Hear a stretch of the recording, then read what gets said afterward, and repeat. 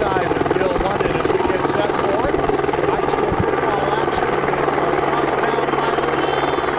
The Yellow Jackets and the Show Cougars getting ready to battle. And Bill, I can't hear a thing. I don't know about you, but hey, the helicopters land in midfield. You know, every year it's a big rivalry. They bring in the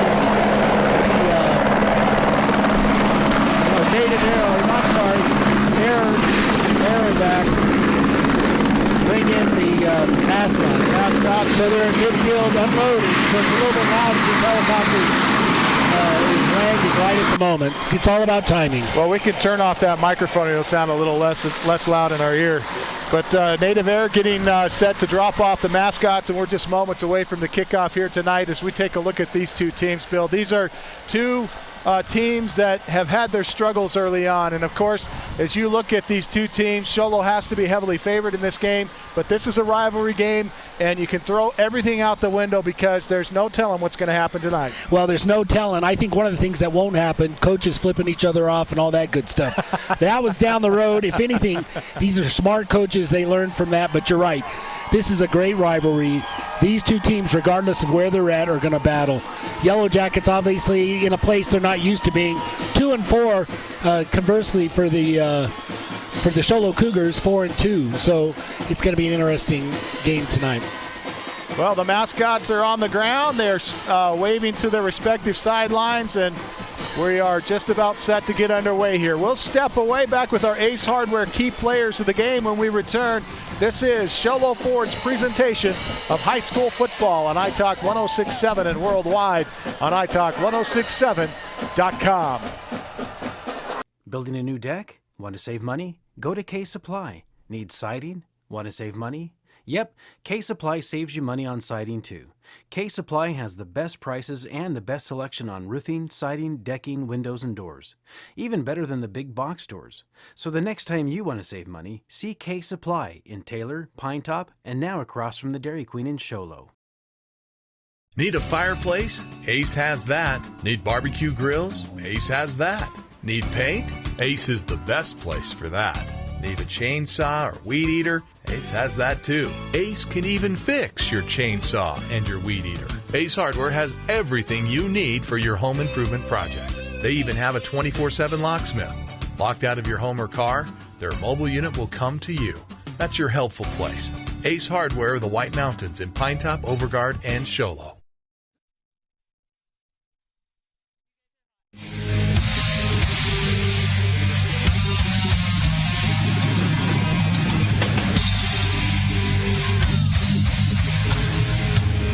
Welcome back to Blue Ridge High School, and we are just about set as the captains make their way to the center of the field for the coin toss. We'll get audio on the coin toss here in just a second, but don't forget tonight's broadcast brought to you in part by Ace Hardware of the White Mountains, now with a 24/7 locksmith, available 24 hours a day, 7 days a week, locked out of your car or your home.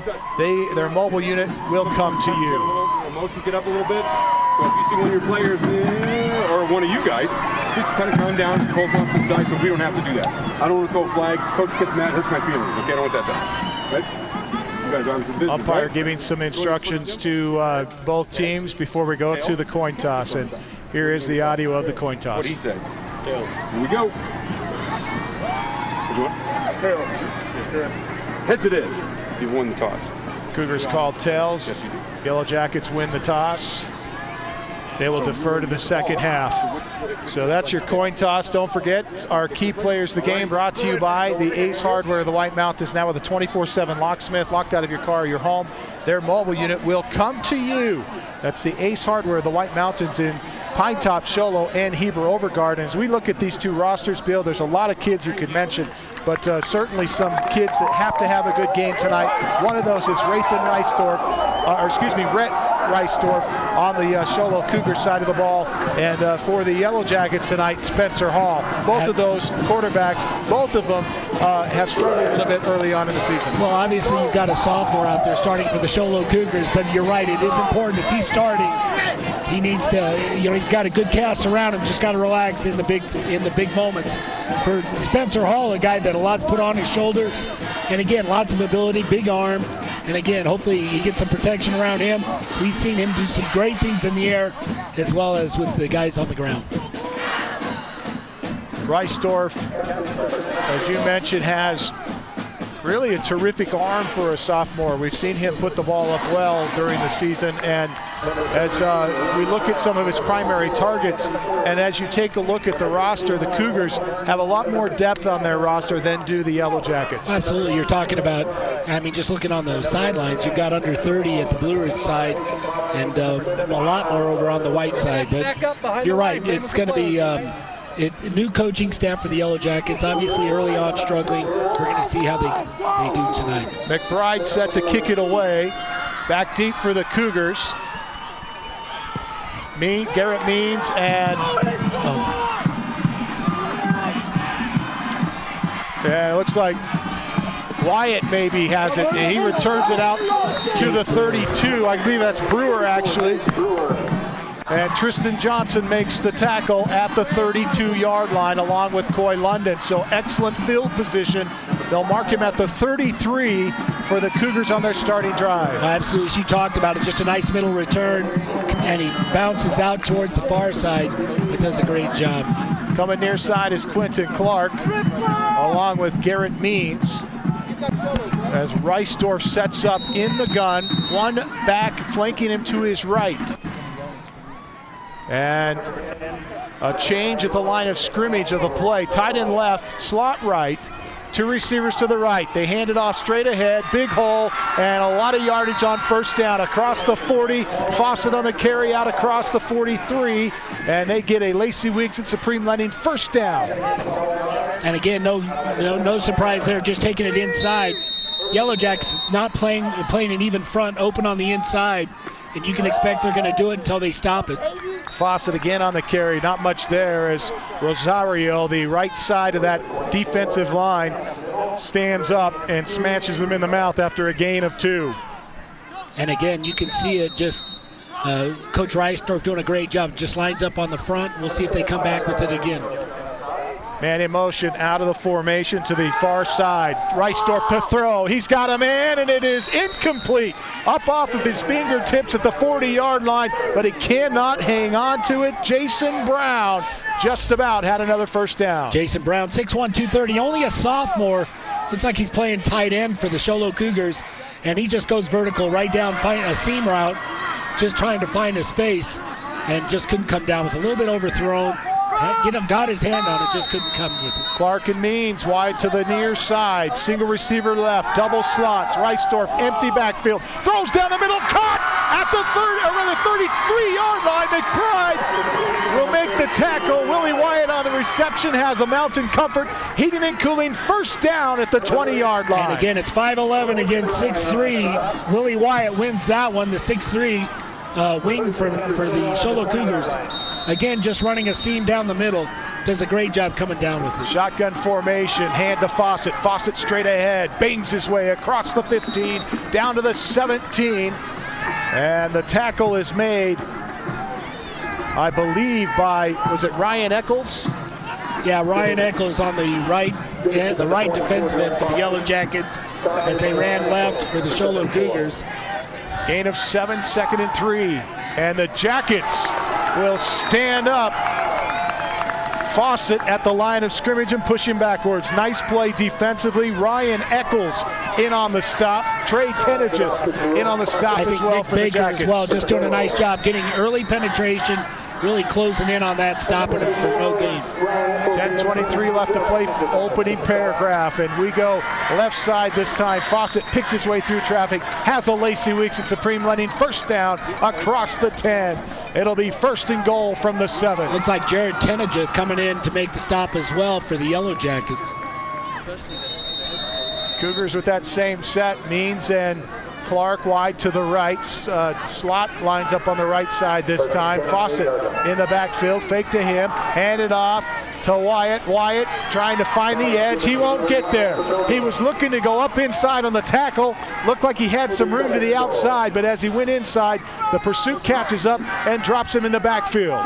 Again, Yellow Jackets, we saw him almost with a second surge defensively, really coming up and stopping him. It looked like he was trying to get those extra yards. Second and goal from the 7, no gain on first down. Reisdorf hands it to Fawcett. Fawcett at the 5-yard line, fighting his way forward, and he leans forward to the 1 as they got him by the shoestrings. He's not into the touchdown, but he's going to set up a 3rd and goal from the 1. Looked like, again, Jared Tenages, some guys, again, some safeties in there making some stops. Call it a 3rd and goal from the 4. As they hand to Fawcett again, but penalty markers and whistles will blow this one dead. As a marker from the line judge on the near sideline, and we get a procedure call here that will drop the Cougars back 5 yards. Well, again, trying to go quick that time. You can see it, a quick count for the Sholo Cougars. Some guys maybe not set, moving a little bit. It's going to cost them 5 yards. Still inside the 10, about the 7-yard line. 3rd and goal. 9:13 mark of the first quarter, no score. Opening possession for Sholo. 3rd and goal from the 8. Call it 3rd and goal from the 7. Means and Clark go wide to the left this time. Single back in the backfield, flanking Reisdorf to his left. Man in motion from the slot across the formation, left to right. They pitch, throwback from Means, wide open, but he misses it. Wyatt was wide open in the end zone. Garrett Means threw it a little bit short, but it was in the hands, and Wyatt couldn't hang on to it. Well, Willie Wyatt probably wishes he had that one back. Again, all alone. The ball underthrown a little bit, but still got him in the hands. The big fella probably could have easily scored. He didn't have a yellow jacket within 15 yards.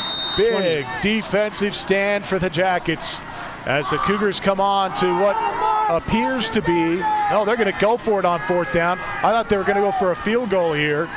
They're going to have to hustle. Really setting up with quads on the right side. And they will call timeout. So the Cougars want to talk it over as I'm not sure if they had their play set or not, or if this was just Reisdorf allowing the play clock to run down before he calls the timeout. And I tell you what, it speaks volumes. 4th and 7, and you're going to, instead of taking the field goal, which you would expect high probability of scoring at least 3 points, very confident in his offense, showing not a lot of respect for the Blue Ridge defense when you go for it in a situation like this. Well, interesting that the Jackets didn't call timeout in that situation. They felt confident with their defense. It's the Cougars that decided to talk it over. Well, see, again, what he wants to do maybe is just see how they set, see if they change anything up. Well, this is an important part of the game here. Opening drive, Cougars threatening, but face a 4th and goal from the Jackets 7-yard line. And we go double wides right, single receiver to the left. And now they empty the backfield. They send Fawcett out into a trips formation on the right side. Slot left, single receiver left, Reisdorf in the gun. Man in motion is Fawcett. Right to left, in front of, now crosses the formation. Reisdorf rolling left, throws towards Fawcett, and it's incomplete. McBride got his hands on it. Fawcett may have caught it, but he's out of bounds. I tell you what, great test for the Yellow Jackets. Again, a lift. You hear the fans cheering a little bit. They're going to come back, stopping the Sholo Cougars inside the 5 or inside the 10, 4 downs. Again, great job by the Yellow Jackets, and we'll see what happens for this Blue Ridge offense. How about Fawcett on that effort, Bill? Just a tremendous effort diving for the ball. Seemingly, though, the defense had him covered. Cody McBride, I think, out there really had a decent cover. Looks like he jumped the cut. Jumped the route and got the ball knocked down. The Jackets are going to go straight ahead. And the carry made by Tristan Johnson that time. Johnson with about 3 yards on the carry. Not bad on first down. Tristan Johnson, one of those guys we saw last week get kind of knocked out of the game a little bit, beat up. All these guys playing both ways. Not a lot of players for the Yellow Jackets, playing about 15, 18 guys per game. Single receiver to the near side of the set is Josh McCray. Spencer Hall under center with a receiver wide right. They hand it off on a counter. Miles has lots of room to the 20, 25, 30. Foot race at midfield. Goes right side. One man to beat. He's going to be knocked down at the 40-yard line. Miles, Nathan Miles, picks up a big Lacey Weeks at Supreme Lending. First down, Damian Sharp on the tackle, and a penalty marker is down. A touchdown saving tackle by Damian Sharp. 50-yard run by Nathan Miles. Again, a little misdirection. Faking movement going to the left. Nathan Miles cuts back around the right side. Again, one of those quick guys for the Yellow Jackets. Gets through the secondary, and it's off to the races. Wow, what an exciting run from Nathan Miles. Sideline warning, I believe, was the call on the penalty marker, and we go receiver right, single receiver to the left. That's McBride, or rather McCray here on the near sideline. Single back, or excuse me, split backs behind Hall. Hall to throw. He has a man, and it should be a penalty. There comes the flag. It was McCray who had the handle on the football, goes up in the air to catch it, but he was hit a little bit early that time, and the defender was Damian Sharp, and he's going to be whistled for a pass interference and a Mountain Comfort Heating and Cooling first down, as we see another flag from the judge on the far sideline as he was getting some chewing on.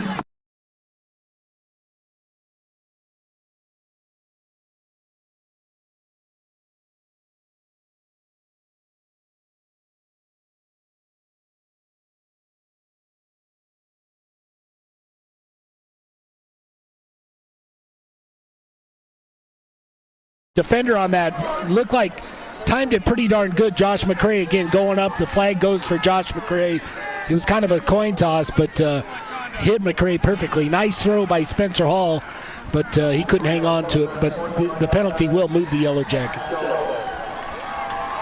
Is this an unsportsmanlike conduct on top of? So we get 27 yards in penalties here. And a first down and 10. A Lacey Weeks at Supreme Lending first down for the Yellow Jackets, as they will go all the way to the Cougar 13-yard line. So extending this drive significantly, and now the officials having some conversation on the far side with the coaching staff. Coach Reisdorf comes out.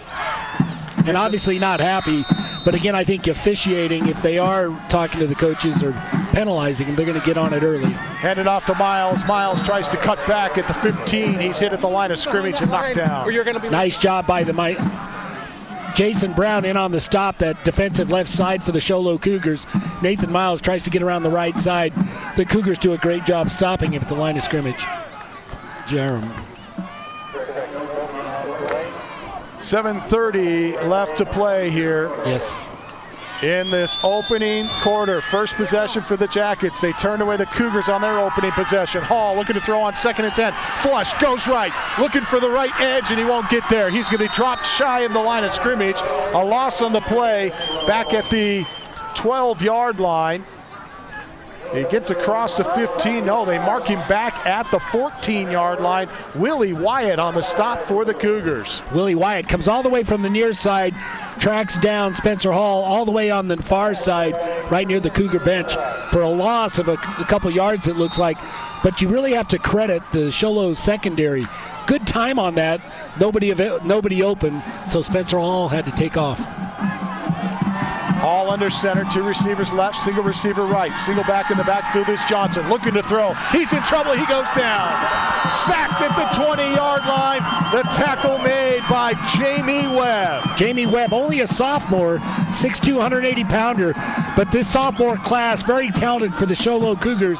Just that push on the inside. Spencer Hall sitting in the pocket, brought down by the sophomore. And again, the Blue Ridge Yellow Jackets now looking at a 4th and about 18, 17.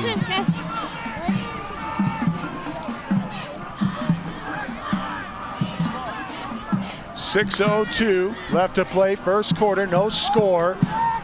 And on 4th down, it looks like we're going to go for a field goal. Coley McBride set to kick it away.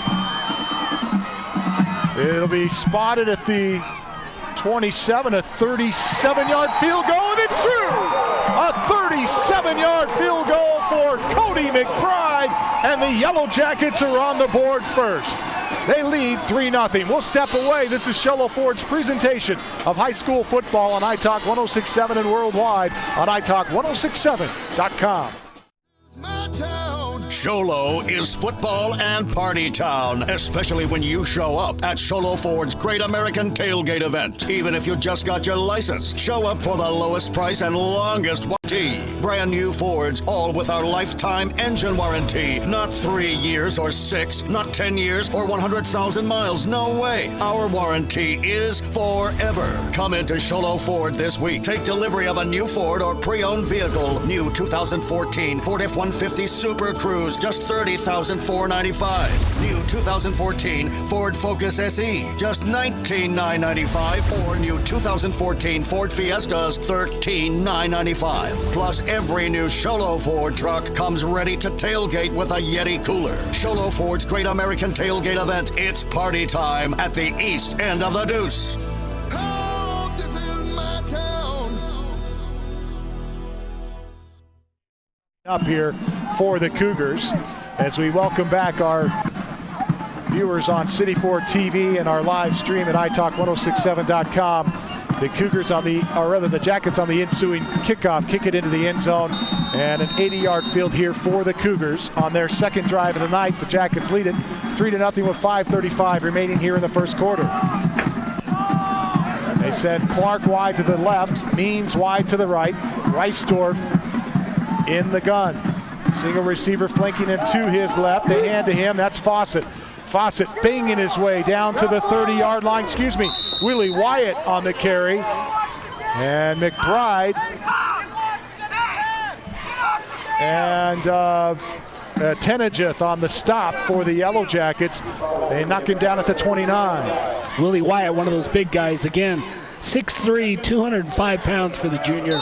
And again, a power guy makes the first guy, you can slow him down, but it takes a couple guys to bring him down. Same set for the Cougars with a slot on the left side, tight end right. Reisdorf rolling left, has Wyatt, caught at the 32. He's got room to run to the 40, knocked out of bounds. Oh, stays in bounds, but pulled down at the 45. And the tackle was made, I believe, by Blaine Hebuck. Nice job that time by Willie Wyatt. Just a little wheel route off the left side, right in front of his bench, right down his sideline.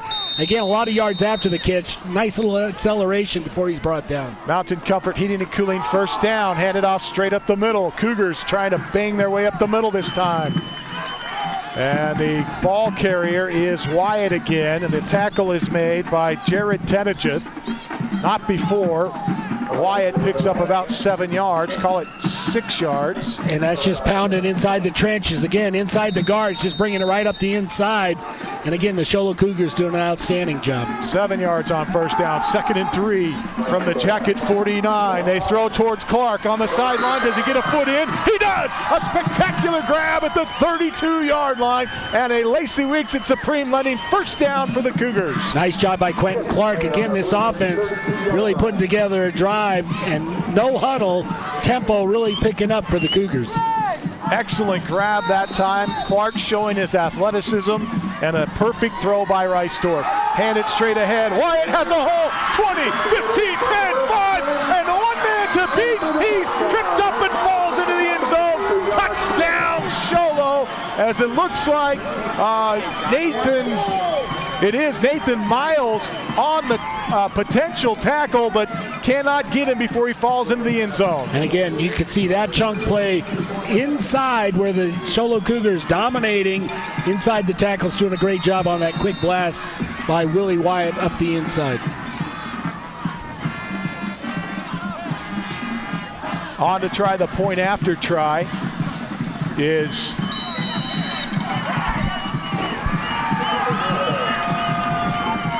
looks like Marcus Thiessen. Is it Thiessen, the senior? Puts the point after try up and good. So with 4:09 left to play in the first, the Cougars regain the lead. We'll step away. It's 7-3 Sholo with 4:09 left to play first quarter. This is Sholo Ford's presentation of high school football on iTalk 106.7 and worldwide on iTalk1067.com.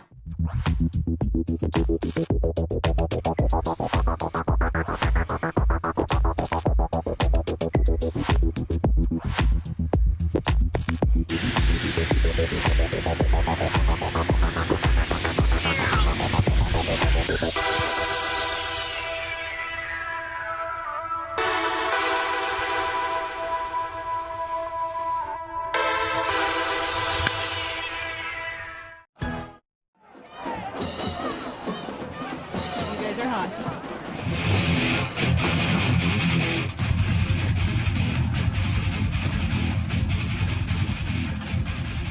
Welcome back to Blue Ridge High School as the Sholo Cougars get set to kick it away on the ensuing kickoff here. 4:09 left to play first quarter. It's a 7-3 ball game. This game has had a lot of fireworks in it early. I tell you what, it is. Sholo Cougars definitely answering the call. Blue Ridge Yellow Jackets managing to get that 27 or 37-yard field goal, but the Sholo Cougars wasting no time coming all the way down and scoring in just, how many plays was that? Half a dozen on that drive? Cougars set to kick it away. It's Garrett Means doing the kicking duty. Means hits a line drive kick. They'll be fielded at the 10. Here comes Johnson. Johnson at the 20-25, slips through some tacklers and gets out to the 28-yard line. Johnson on a terrific return, and the Cougars, or rather the Jackets, will have decent field position on their second drive of the game. And you talked about it. Their offense, an open style, pro style offense out at their 28. A lot more opportunities for them. But this Sholo Cougar defense, managed to tighten up as they got down towards their own end zone. We'll see how they come back with this four-man front. From the gun, Hall goes counter to Miles. Miles bounces off a tackle, tries to get around the edge, goes to the 30-yard line. He'll be knocked down at the 34. Brewer and Fawcett combine on the tackle. Miles doing a great job, really designed, I think, off tackle. He bounces out around the outside, managed to get a few yards, although the Sholo Cougars really staying home. I correct that. Miles gets 5 or 6 yards on the carry, 5 yards it looks like. Yellow Jackets doing a great job on that first down. Sholo Cougars on that previous drive went 80 yards, a minute 26 off the clock. It took them 5 plays to get those 80 yards, and they cap it off with a 32-yard touchdown run by Wyatt. They hand it to Nathan Miles again, and Miles is going to be tackled near the line of scrimmage as he's just shy of the 35-yard line. The nose of the football on the line. 1 yard for Miles, stopped by Roman Baca. Almost looked like a speed sweep, fly sweep, coming back around the left side. Miles wisely saw a little space, cut it up, got a yard out of it. Looked like the Sholo Cougars had it defended very well. 2:51 remaining here in the first.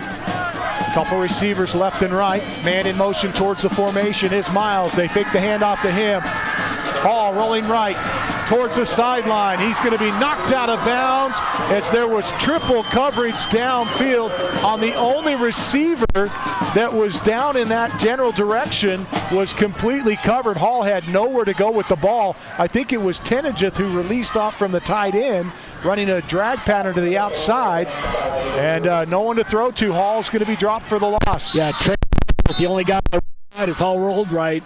Kind of a max protection look by the Yellow Jacks. It looks like holding some guys in, really blocking. Looked like they had somebody on the backside going out as well, but nobody could get open. Jackets unable to convert on third down, so they'll be forced to punt. Standing at the 20-yard line.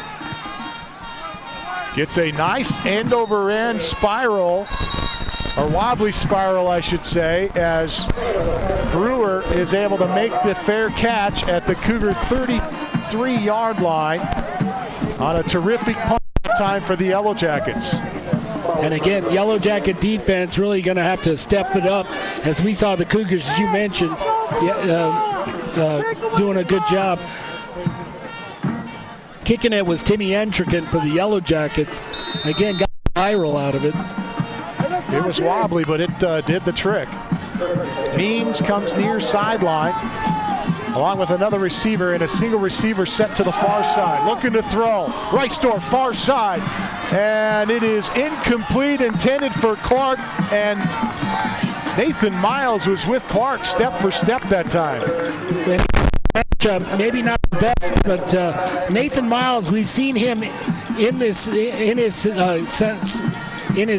safety position, or corner position, doing an outstanding job that time. Undersized, only 5'7", against Quentin Clark, 6'4", but he matches up great. 2:26 remaining here in the first. Cougars 7-3, quick throw left side. I believe it's Clark at the 40-yard line. He'll be tackled by Miles as he falls forward to the 41. Miles does a great job coming up, closing quickly. However, Quentin Clark gets those quick 8 yards before he's brought down. Clock approaching the 2-minute mark of the first quarter. 3rd down and 3, or a long 3, or a short 4. They throw, catch is made, slips a tackle far side, 40, 30, 25, 20, 15, 10, 5, touchdown! And it is the Sholo Cougars to Quentin Clark for the score. 59 Clark, yards again, after on catch. the touchdown run. Quentin Clark after catch. Again, what a job. Again, we got Nathan Miles right on him. Undersized, we talked about it, only 5'6". Again, 6'4", comes up, and we saw him just the play before make a solid tackle. That kind of time can't bring him down, and it's off to the races. Nobody can catch him. Quentin Clark turned on the Jets down that far sideline and showed some speed. And the kick for the point after try is good. 1:51 remaining, first quarter. Cougars 14, Jackets 3. We'll step away. This is Sholo Ford's presentation of high school football on iTalk 106.7 and worldwide on iTalk1067.com.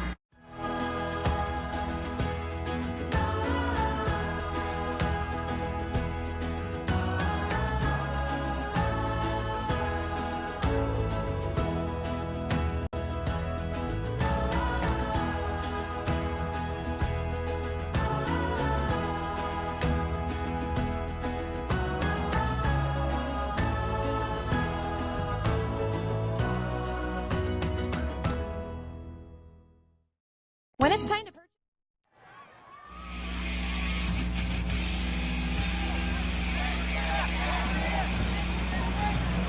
Welcome back to Blue Ridge High School. The Cougars with a 14-3 lead early in this one. 1:51 remaining, first quarter.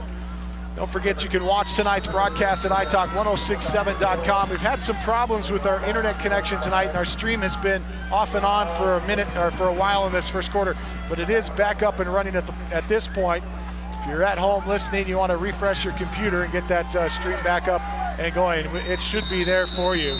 As this one goes out of bounds and a penalty coming up. This will be a first down for the Jackets as they'll start from their 35-yard line on the penalty.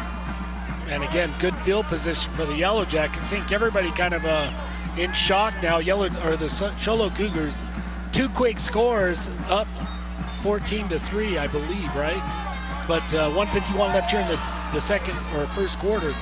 But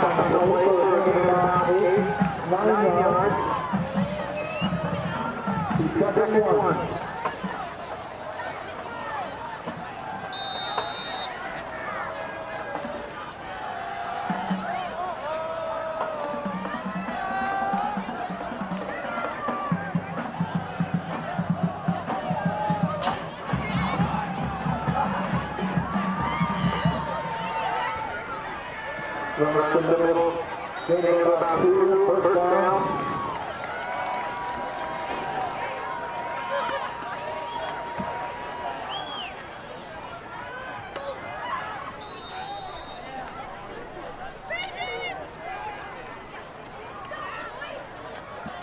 Looks like they're going to play a quarter.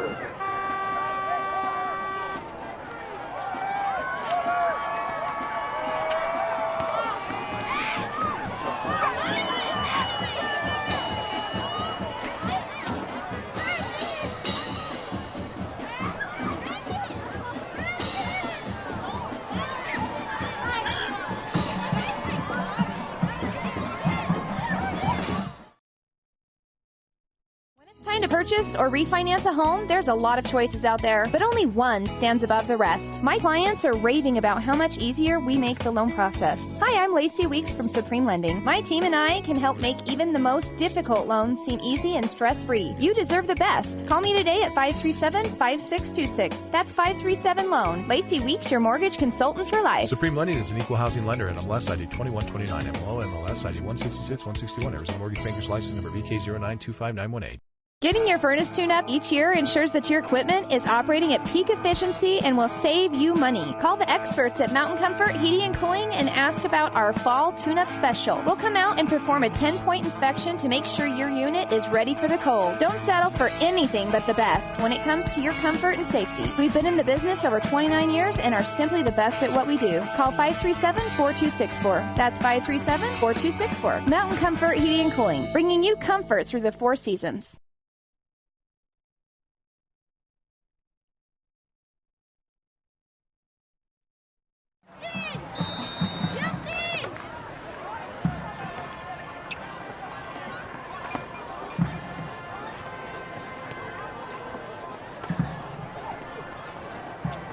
Forward number 5, Sister Johnson.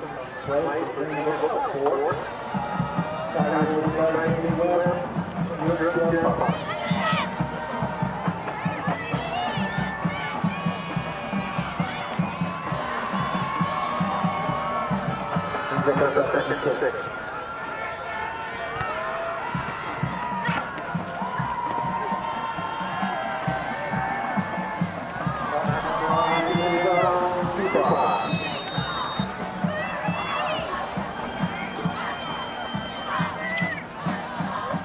Really did.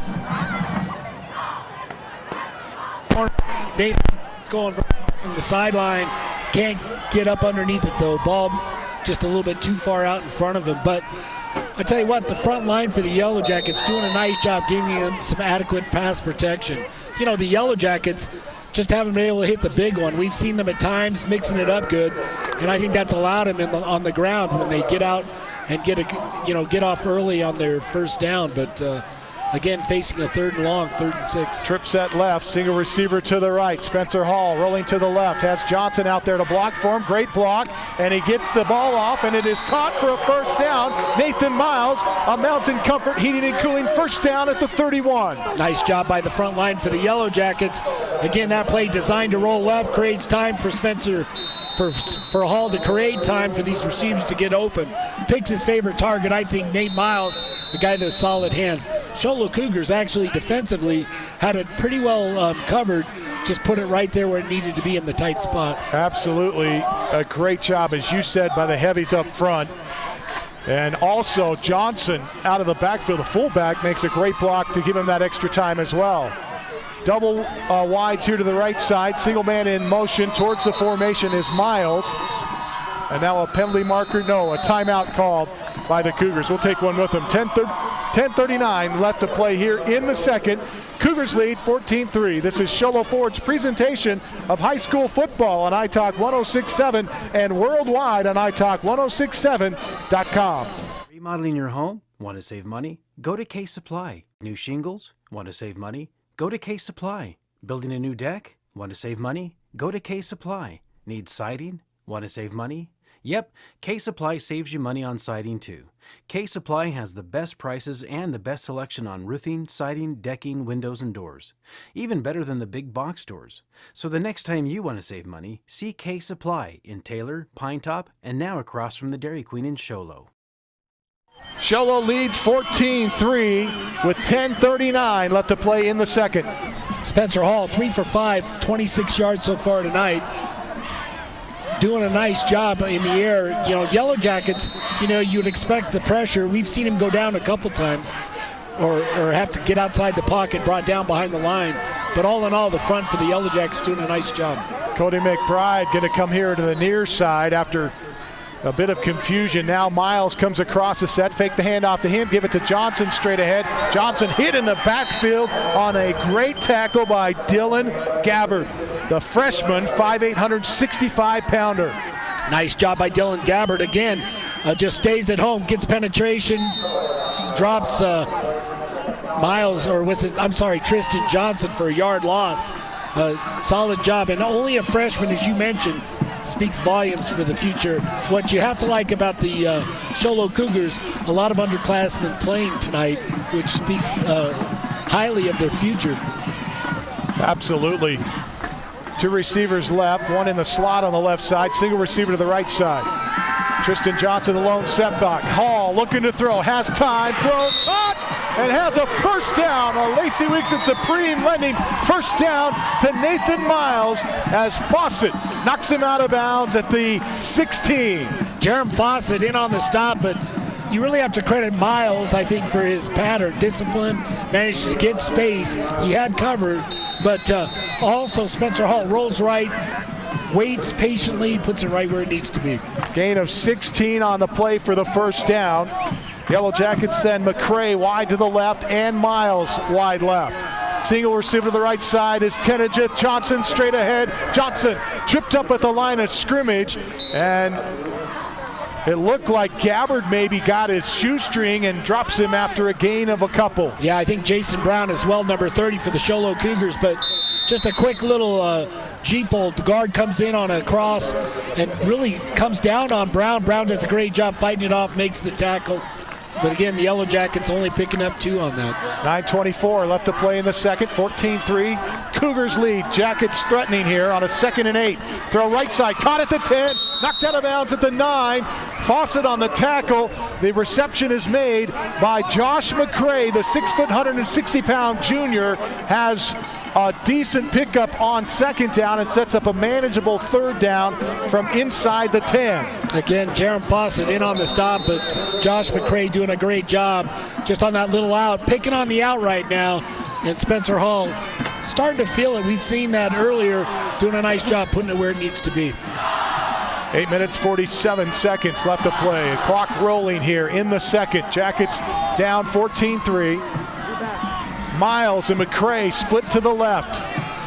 Tenejith wide to the right. Single back in the backfield is Johnson. Johnson hit at the 10. Carries tacklers with it and goes into the end zone. Johnson scores it from 9 yards out, and the Yellow Jackets have cut the lead to 4. Make it a 3-point lead pending an extra point. Excuse me, a 4-point lead pending the extra point. Much better job by the front line, pulling the backside. Johnson wisely just grabs onto the guard, stays right on his hip, manages to make one guy miss or can't bring him down. He's a strong running back, gets into the end zone. 8:29 left to play here in this second quarter. The Yellow Jackets get a score of their own. Their first touchdown tonight. They scored earlier on a field goal. McBride on for the point after try. He punches it through, and it's a 4-point Cougar lead, 14-10, with 8.5 remaining in the second quarter. We'll step away. This is Sholo Ford's presentation of high school football on iTalk 106.7 and worldwide on iTalk1067.com. Need a fireplace? Ace has that. Need barbecue grills? Ace that. Need paint? Ace is the best place for that. Need a chainsaw or weed eater? Ace has that too. Ace can even fix your chainsaw and your weed eater. Ace Hardware has everything you need for your home improvement project. They even have a 24/7 locksmith. Locked out of your home or car? Their mobile unit will come to you. That's your helpful place. Ace Hardware, the White Mountains in Pinetop, Overguard, and Shoal.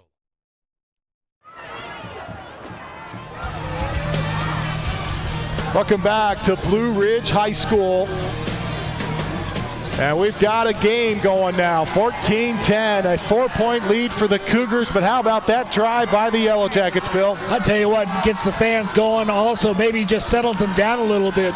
We saw them with that early stop, struggling. Got to find a way to slow down this Sholo Cougar offense. But offensively, every week, we've seen them get better and better, doing a nice job tonight. Got to tell you tonight, Isaiah Miller, one of our cameramen, doing a tremendous job. A fantastic job on camera.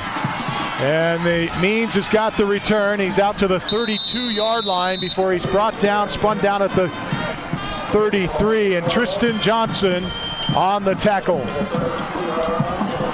8.5 left to play here in this second quarter. 8:23, Cougars 14, Yellow Jackets 10. And we've got a ball game going. I'll tell you, this has been a lot of fun in this first half. This really has been. You know, it's holding up to what we would expect. It's a great rivalry between two. It's a friendly rivalry so far, but two teams really getting after it. Means and Stephen Curry wide to the right side of the set. Single receiver here to the near side, I believe is Clark. And the slot lines up on the right side, tight end right side, looking to throw. Throwing towards Clark, near side, it's overthrown as the Jackets came on a blitz that time. Spencer Hall hits Reisdorf as he throws. Quarterback on quarterback that time. And again, forcing Reisdorf to kind of put it in the air early and just overthrew and actually threw it out of bounds. Quentin Clark lined up on the near side as Spencer Hall came from the far side. Yellow Jackets on that drive.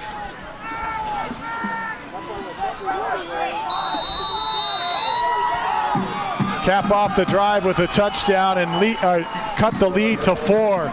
They handle Wyatt. Wyatt out to the 35-yard line, a gain of about 4. They spot him at the 36. Again, I think in on the stop, Jared Tenage from his safety position coming up, helping make that stop. Also Dominic West.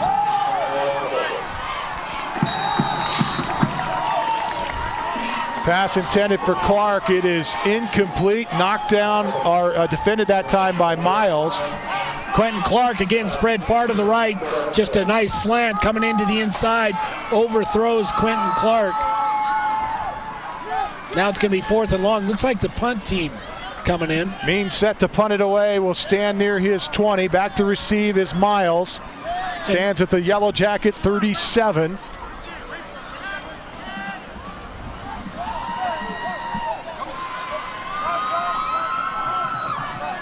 $7:54 left to play here in this first half. Cougars with a 14-10 lead, and they come out and stall on their next drive after the Jackets put points on the board. Timeout, Yellow Jackets here. We'll keep it here, and a chance to check in with our sideline reporter, Brandon Todd. Brandon? Hey, thanks, Camden. I appreciate it. I was wondering if you guys remembered that I was here or not. I have a real quick question for you guys, though, and I was thinking about it, like, 4 plays or 4 or 5 kickoffs ago, but how come in college football when a touchback happens they bring it out to the 25, but in high school only the 20? Can someone answer that question for me? Well, I think we should put punt on the air. Punt, you want to answer that? Yeah, it's real complicated, but basically it's because it's high school football. Thanks for the clarification, Punt. I appreciate it. Anytime, bud. Anytime. Thanks for that insightful question, Brandon. You can always count on you for those insightful ones. That's why you pay me the big bucks, boss. Did you say sightful or insightful? I don't know what I said. 7:54 left to play before half. Some people say insightful. We say insight half full. After the timeout. That was good, Bill. Thank you. Means set to kick it away. And the Cougars, at least at the moment, showing punt at the 24-yard line. Call it the 23-yard line. Means runs right and puts up a wounded duck on the far side. This is going to be lucky to get past the line of scrimmage as it took a a jacket hop. It landed near the 50-yard line inside the inside the Cougar 45 and took a Yellow Jacket bounce back to the 45-yard line, where fortunately for the Cougars, they stop it before it rolls back before the line of scrimmage. Wow. I tell you what, I thought it was a fake. They released two receivers to that side. He rolled right, but he ended up kicking it. Just a terrible kick on the run. That time kind of got away from him. Tough break for the Cougars as they give up. Excellent field position here for the Yellow Jackets. They hand it off tackle right side as Nathan Miles is going to have the carry this time.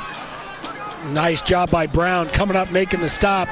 Again, Brown, a big figure. Jason Brown, only a sophomore, 6'1", 230. I think what you would expect or what you would desire in a middle linebacker, comes up, makes a big stop.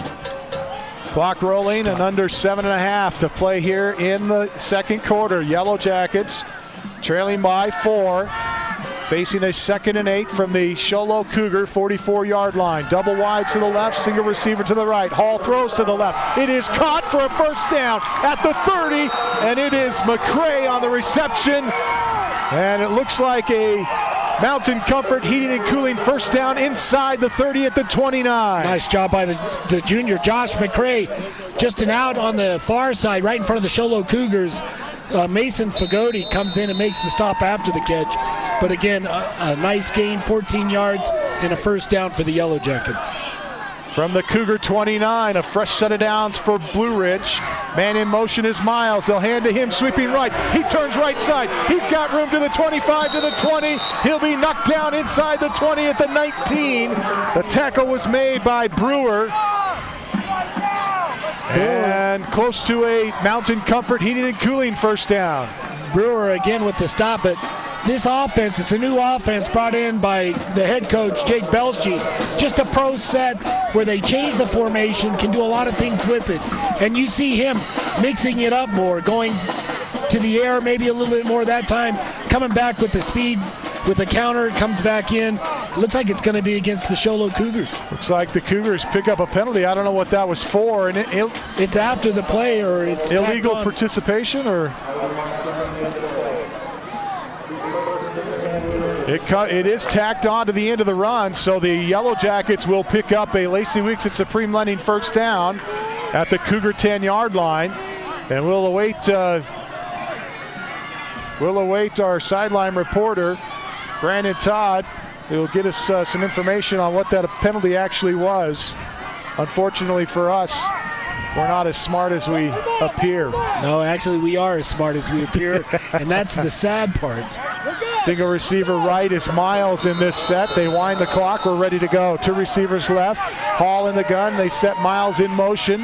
Back behind the formation, and now a penalty marker thrown, as it looked like Tenejith may have gone early. Let's go downstairs and check in with Brandon Todd. Brandon? So I asked the sideline reporter Camden what that penalty was about, and he wasn't like, the most forthcoming guy, but I heard him say something about unsportsmanlike on the coaches. But it wasn't. But there was something before that I didn't catch. But it was a penalty on the coaches. All right, thanks a lot, Brandon. And we go. That's the second penalty against the coaches. Maybe that's something they wish they could pull back. 2 receivers to the right. Give to Johnson. Johnson has room. Slips a tackle at the 5. He's in for the score. Yellow Jackets regain the lead. How about that? 15 yards on the score. Nice little cutback by Tristan Johnson, I'm sorry. Doing a nice job off the left side, goes up, cuts back, inside to the right, back to the end zone. Show Low Cougars can make the adjustment. And again, the Yellow Jackets, as you mentioned about answering the call, not only defensively with the stop, coming back with the score, coming back with the lead. We got a game going on. 8 carries, 38 yards for Tristan Johnson tonight, and 2 touchdowns. Here comes the point after try by McBride. It's up and through, and the Yellow Jackets lead it 17-14 with 6:14 left to play before half. We'll step away. This is Show Low Ford's presentation of high school football on iTalk 106.7 and worldwide on iTalk1067.com.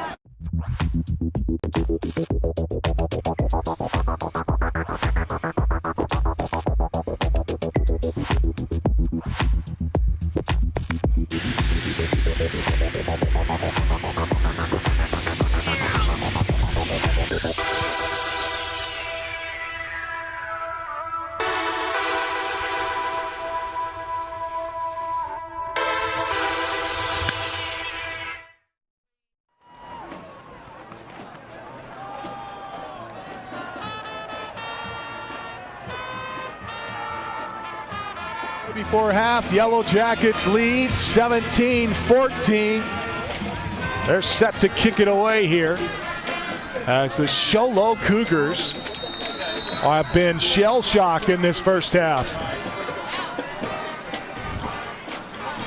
I tell you what, I don't know if they're shell-shocked. I think Coach Reisdorf, his crew's been around a little bit. I think, obviously, the Blue Ridge offense really performing as well as we've seen it all year long. Seems like every year or every game it's gotten better, but the front for the Yellow Jackets probably doing as good. Coach Stidham doing a nice job for the Yellow Jackets. From the 7, Garrett Means.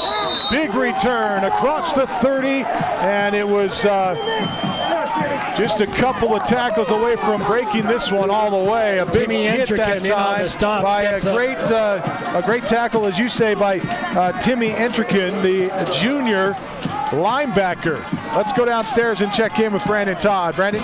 Camden, I got to tell you, there was frustration on the Cougars sideline and disbelief in the Cougars crowd. I don't think anybody over here on this side of the field who thought there was 6:07 left, the Cougars would be trailing by 3. All right, thanks, Brandon. We expected this to be a Show-Low blowout, really. Wyatt has a hole at the 45, has a first down and more. He's tackled shy of midfield. Hall and Miles combine on the stop for the Yellow Jackets, but not before Wyatt picks up a Mountain Comfort Heating and Cooling first down. And you can see the Cougars now going back to that hurry up, no huddle, picking up the tempo a little bit on their offense.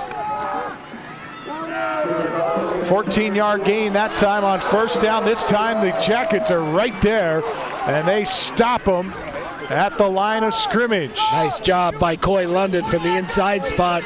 Really ties them up. A couple more Yellow Jackets bounce on top. But again, the Show-Low Cougars trying to press the tempo. 2 receivers to the left. Reisdorf in the gun. Single receiver in the backfield is Wyatt. Hand to him. Hit at the line of scrimmage. Yellow Jackets stuff him back. A gain of 1 to the 50-yard line. A tremendous play up front as the Yellow Jacket front is making a stand.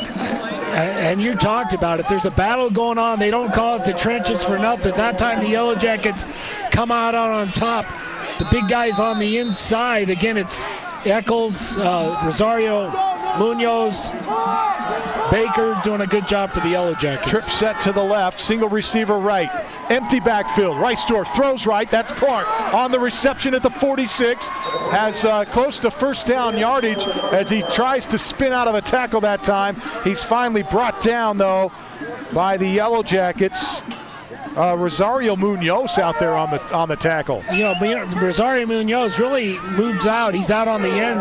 That time defensively, he goes out into the flat, comes in, and the big fella, it took him to go out there and make the stop on the big receiver. Just shy of a first down by a yard. They hand it straight ahead. Yellow Jackets stuff him for a loss on 4th down, and they're going to take over on downs at the Blue Ridge 41. Dominic West for the Blue Ridge Yellow Jackets from his inside linebacker really comes up quick, makes the stop. And again, the Yellow Jackets take over on downs, but what a stop by the Yellow Jackets. Only 1 yard needed, and that, to me, is something that is a surprising stop. The problem with this, Bill, is you're starting to give momentum and a little bit of confidence to this Yellow Jacket team. Well, we've seen them get better offensively and defensively. Obviously, when they see offense do well, the defense picks up as well. We've seen them play quite a bit. 2 receivers to the right. They hand it straight ahead to Tristan Johnson, and Johnson is going to be tackled by Wyatt at the 49-yard line. Call it the 48. Willie Wyatt comes in and makes the stop, but not after Tristan Johnson had gained about 7 or 8 yards on it. Looks like 8 or 6 they've got on the board. It looks like it's 7. It's so at least 7. 3. At least 7. It is going to be a short 3 yards here to go on 2nd and 3 to go from the Yellow Jacket 48. They send a receiver left and it's receiver right. Johnson and Miles are in the backfield. And the officials blow the play dead. I think they want the kids off the field down at the far end, yelling at them to move off the end zone, out of the end zone. They are right behind the goalposts and distracting the defense, maybe? Distracting the defense. Again, those little kids, they're going to get grounded. I think they're going to be put in timeout. 3:48 left to play. Yellow Jackets.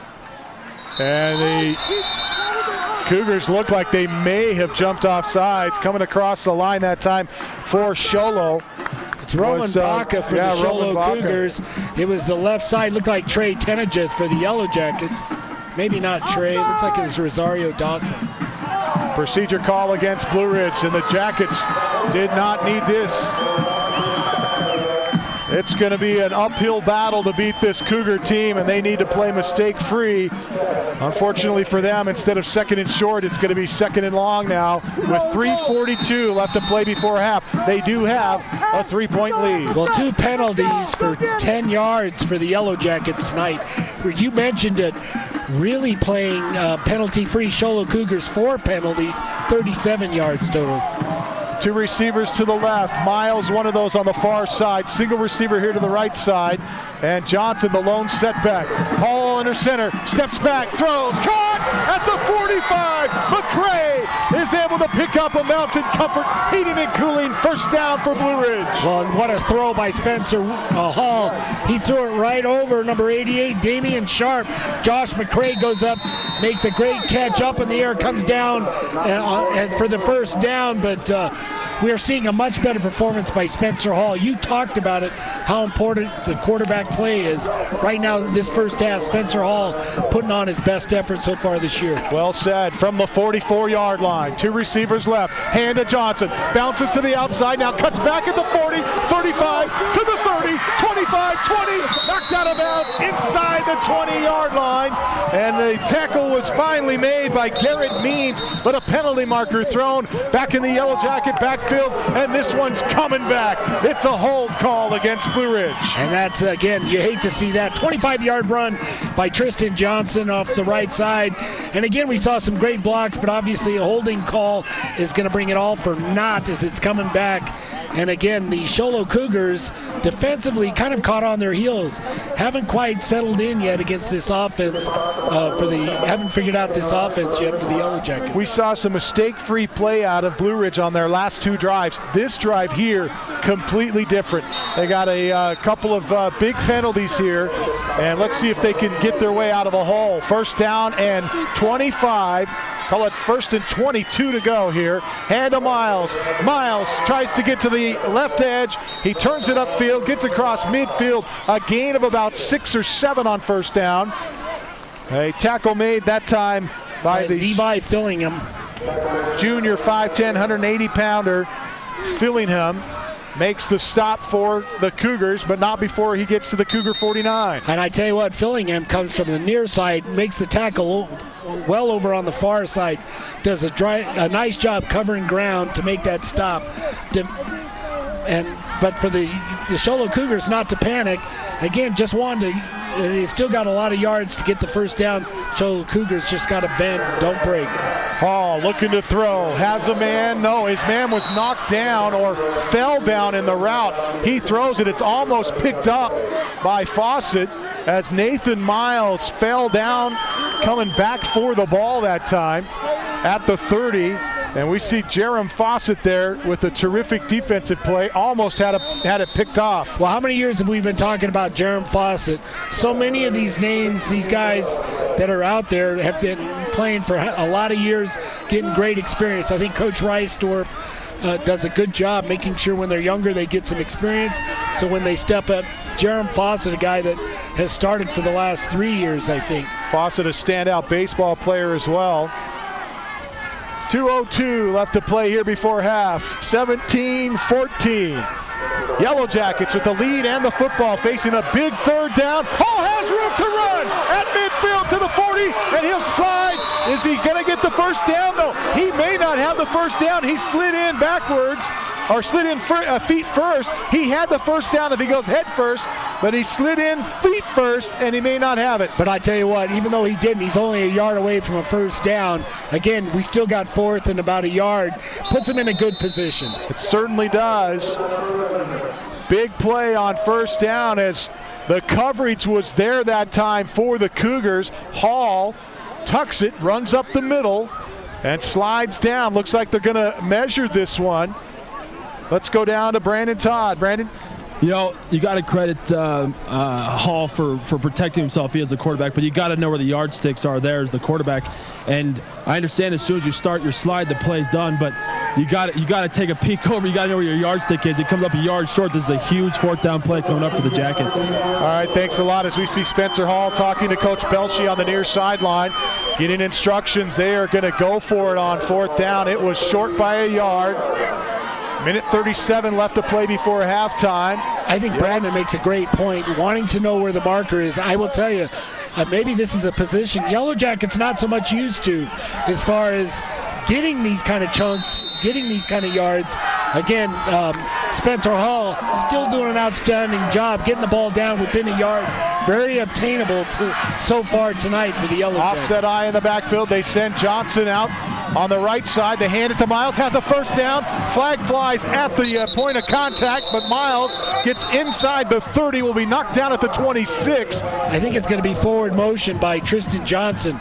He was not set when he was still moving forward when the ball went off the snap. Again, we talked about the penalties in this drive. This is the fourth penalty of the night. 3 of them coming in this drive, and that has cost the Yellow Jackets dearly, as they now, instead of having a first down, will face a fourth down and about 7. Yeah, 4th and 6, 4th and 7, tomato. But you talked about it. I think, again, this offense really doing a nice job, though. We'll see how they come back. Coach Belshie, see what he can pull out of the bag. As you mentioned it, 4th and he's going to call timeout, actually. Yellow Jackets want a timeout. We'll keep it here with 1:07 left to play before halftime. It is 17-14. The Yellow Jackets with the lead and threatening here late in this half. And they have had a lot of time of possession in this first half, which is another surprise. Really in the second quarter, I think early on we saw the Sholo Cougars 2 quick scores, really taking command with their offense. Since then, defensively, Yellow Jackets with a couple stops, and we've seen their offense kind of step up and take control. You talked about it, 1:07 left in the half. The Sholo Cougars down. That's something the Yellow Jackets couldn't script a better half. You can bet it. We'll see what they do with this first down, but just the fact that they have the lead, 1:07 left, I think that's a win on this drive for the Yellow Jackets. Greedy, you want to make sure that you get your first down, see if you can get some points on the board. Yellow Jackets talking it over here on the near sideline. Looking like they're going to go for it on fourth down. If they don't get it here, Bill, they leave a lot of time on the clock for this Cougar offense. You can feel this breeze picking up a little bit. Trips right, Hall rolling right. Looks right, fires, intercepted. Fawcett at the 35. Fawcett still on his feet, spun around at the 39-yard line.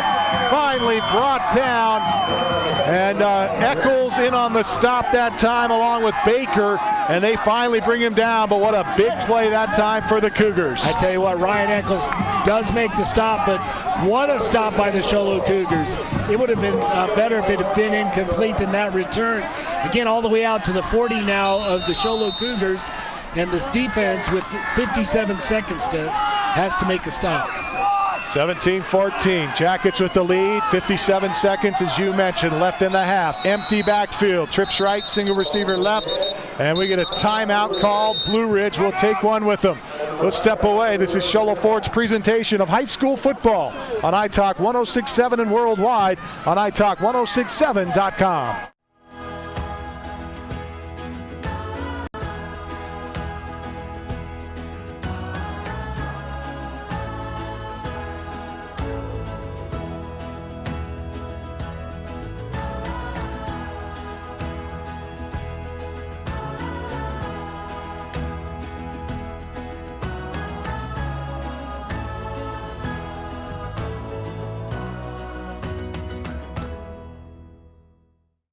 When it's time to purchase or refinance a home, there's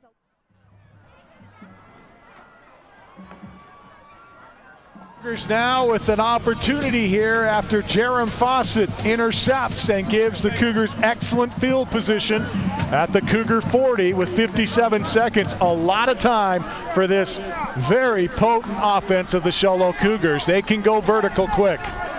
They can go. And again, Reisdorf, only a sophomore, but you know that he's got an arm on him. We're going to see what he can do here in the remaining seconds of the first half. Reisdorf single back in the backfield, sends 4 out, now sends 5 out as Clark almost picked off twice. Miles had a shot at, as did Baker. Baker almost got the deflection. Miles jumped over the route that time and knocked it away. It was close, very close, as he went over the shoulder of Clark to try to get it. You can see the defensive coach Girardi jumps out there yelling words of encouragement. Reisdorf, empty backfield. They send 3 out. 4-man rush. Fire right side. It is caught, and stepping out of bounds is Curry. Close to a first down near midfield with 46 seconds left to play here in the half. Stephen Curry, a senior, 6'3", 175, spread far to the right side. Reisdorf does a nice job rolling right, gets it to Curry on the comeback, gets out of bounds, just shy of a first down. I really like the fact that Logan Barton threw the ball to the official. He missed it. Barton ran and picked it up and gave it back to the official. Handed off straight ahead, and a nice hole up the middle. They get the first down, and a penalty marker flies in back at the point of attack at the 50-yard line as Wyatt has a Lacey Weeks at Mountain Comfort Heating and Cooling first down inside the Jacket 45-yard line at the 43, and it's going to be a face mask against Blue Ridge. They'll tack on an extra 15. Big mistake here. And penalty bug has plagued the Jackets. Some ground now as they're into Yellow Jacket territory, all the way inside the 30. The Charlotte Cougars at the 28. How important is this drive? As the Cougars in a seesaw battle against the Yellow Jackets. Now with a fresh set of downs inside the 30 at the Cougar 28. Single back in the backfield is Wyatt. They set Fawcett in motion. Play action. Pass in triple coverage is incomplete, as the pass was intended for Fawcett that time. Coy London in there on the deflection. Looked like Jared Tenageth as well. But again, Jerem Fawcett just on a quick hook that time, but well defended by the Yellow Jackets. Second down and 10. Reisdorf steps back, fires across the middle, and that should be pass interference. Here's the flag. Spencer Hall came over the back of Clark that time and knocked him down early. I tell you what, tough call. Again, a good call. Spencer Hall obviously getting there before the ball comes over on the back, but Sholo Cougars again moving this ball well into or down close to the end zone. And not a lot of time off the clock. Automatic first down as well, I believe. They've been able to manage the clock well here with 29 seconds now inside the Sholo red zone, or rather the Yellow Jacket red zone. Yellow Jackets been penalized 6 times for 55 yards, and most of them have come in the final minutes of this quarter. From the Blue Ridge 14-yard line, first down and 10.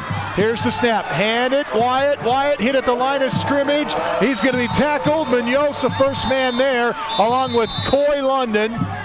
And they will drive him backwards. I think Baker was in on that stop as well. Coming in from the defensive end position, doing a nice job, defensive tackle position. And we get timeout. Sholo with 21 seconds remaining here in the half. They'll stop the clock and talk things over as they pick up a Mountain Comfort Heating and Cooling, or excuse me, no, they get 2 yards on the play, well shy of a Mountain Comfort Heating and Cooling first down.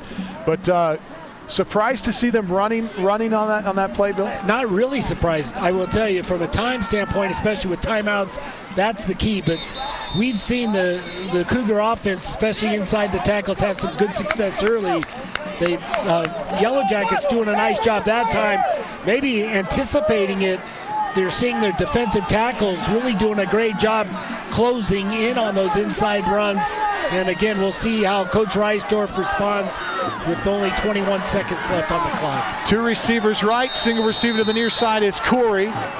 And now they do a swinging gate type set as they send some big and uglies out to the right side. 4 guys out to the right side. Man in motion towards the formation on the fly sweep. It is Clark. Clark at the 10, 5, touchdown. Clark dipped towards the inside. The entire defense bit, and he goes around the outside and scores it for the Cougars. I tell you 14 yards for the touchdown. You know, they don't call them trick plays for nothing, and that totally fooled the Blue Ridge defense. Not sure what to do. We saw them go out, waste a lot of guys out there on the swing inside far right. They come back with motion, come around the left side, outnumber the Yellow Jackets. Easy run into the corner for the big receiver.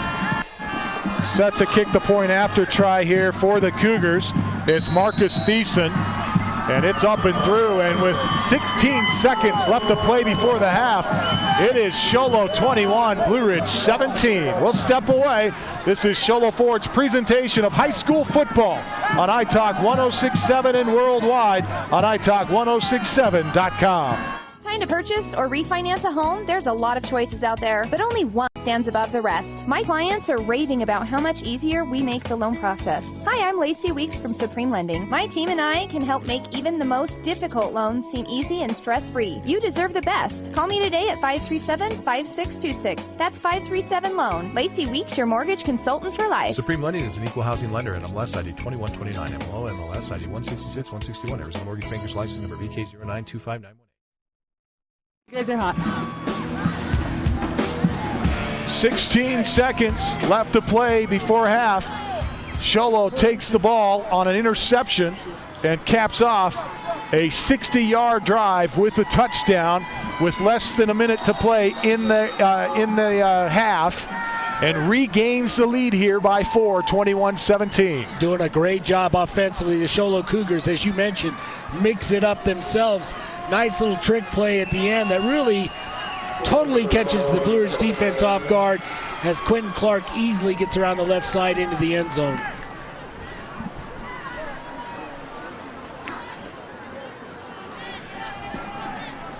Cougars set to kick it away. Garrett Means to do the kicking duties for the Cougars. High kick, looks like it's going to be taken about the 7-yard line by Nate Miles up the inside. Met at about the 23-yard line and goes down. Nice little shot that time by number 30, Jason Brown, the sophomore. Big fella, 6'1", 230, has no problem bringing down Nate Miles, who is only 5'7", 150-pounder.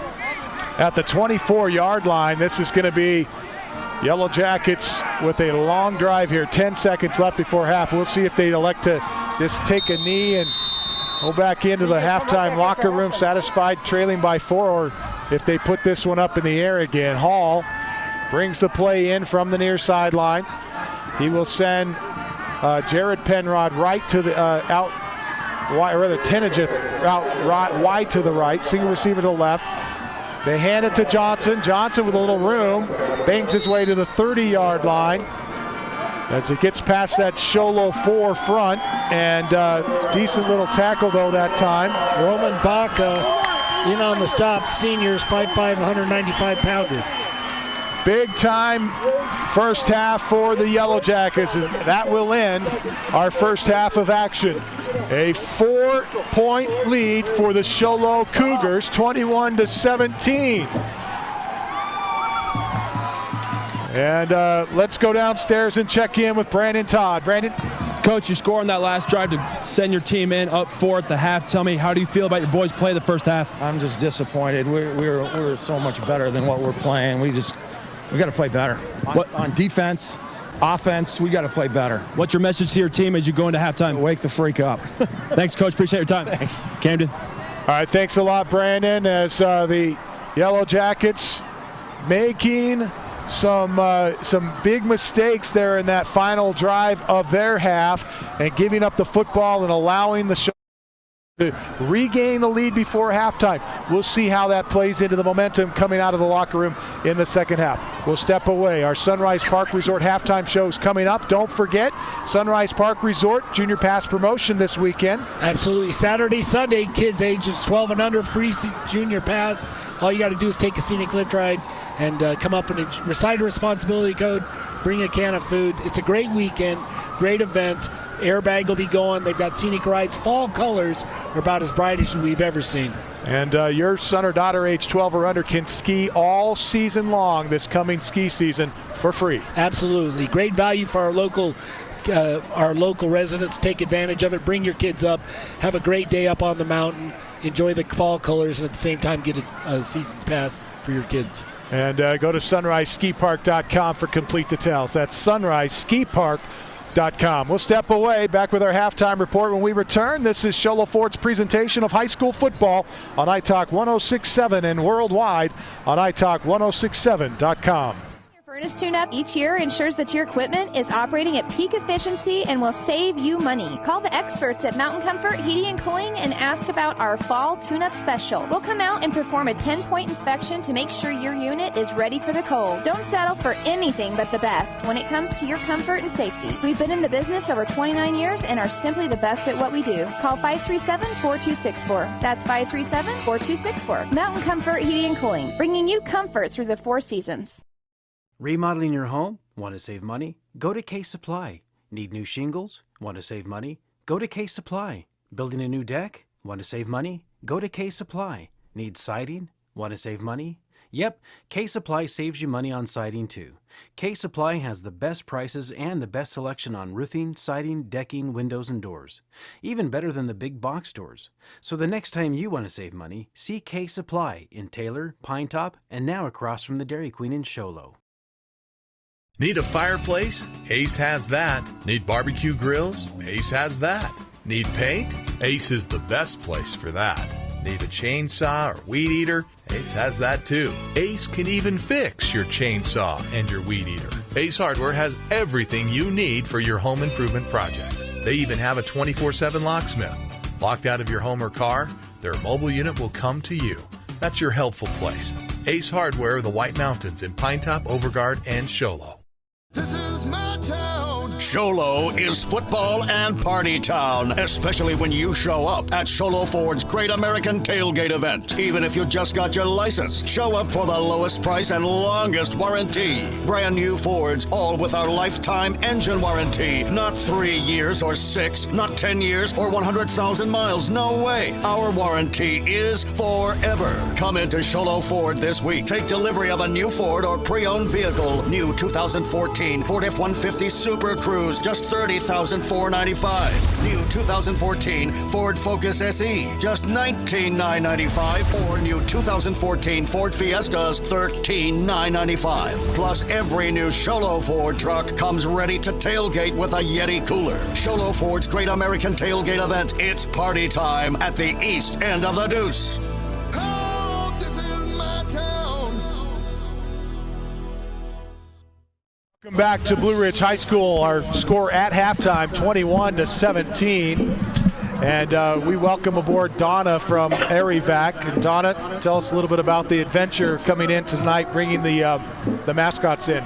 This was a tradition we started with Arivac 32 out of Sholo for the past 7 years. Anytime there's a Blue Ridge Sholo game, we want to bring the mascots in from both sides. I went to Blue Ridge and my kids go to Blue Ridge, so just wanted the tradition to keep going. Okay, so Donna, who was the pilot?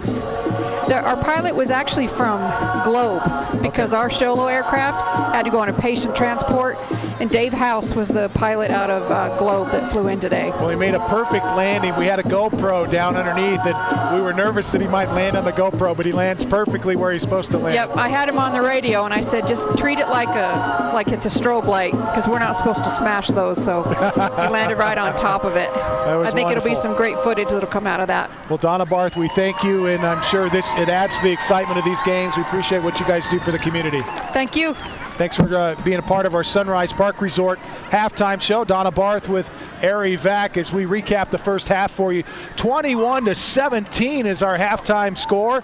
The Sholo Cougars regaining the lead in the final minute of the contest, final 30 seconds of the contest.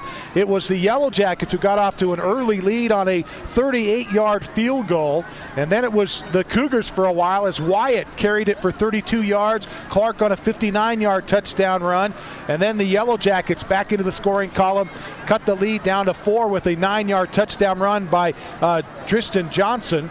15-yard touchdown run for Tristan Johnson gave the Jackets the lead again late in the second quarter.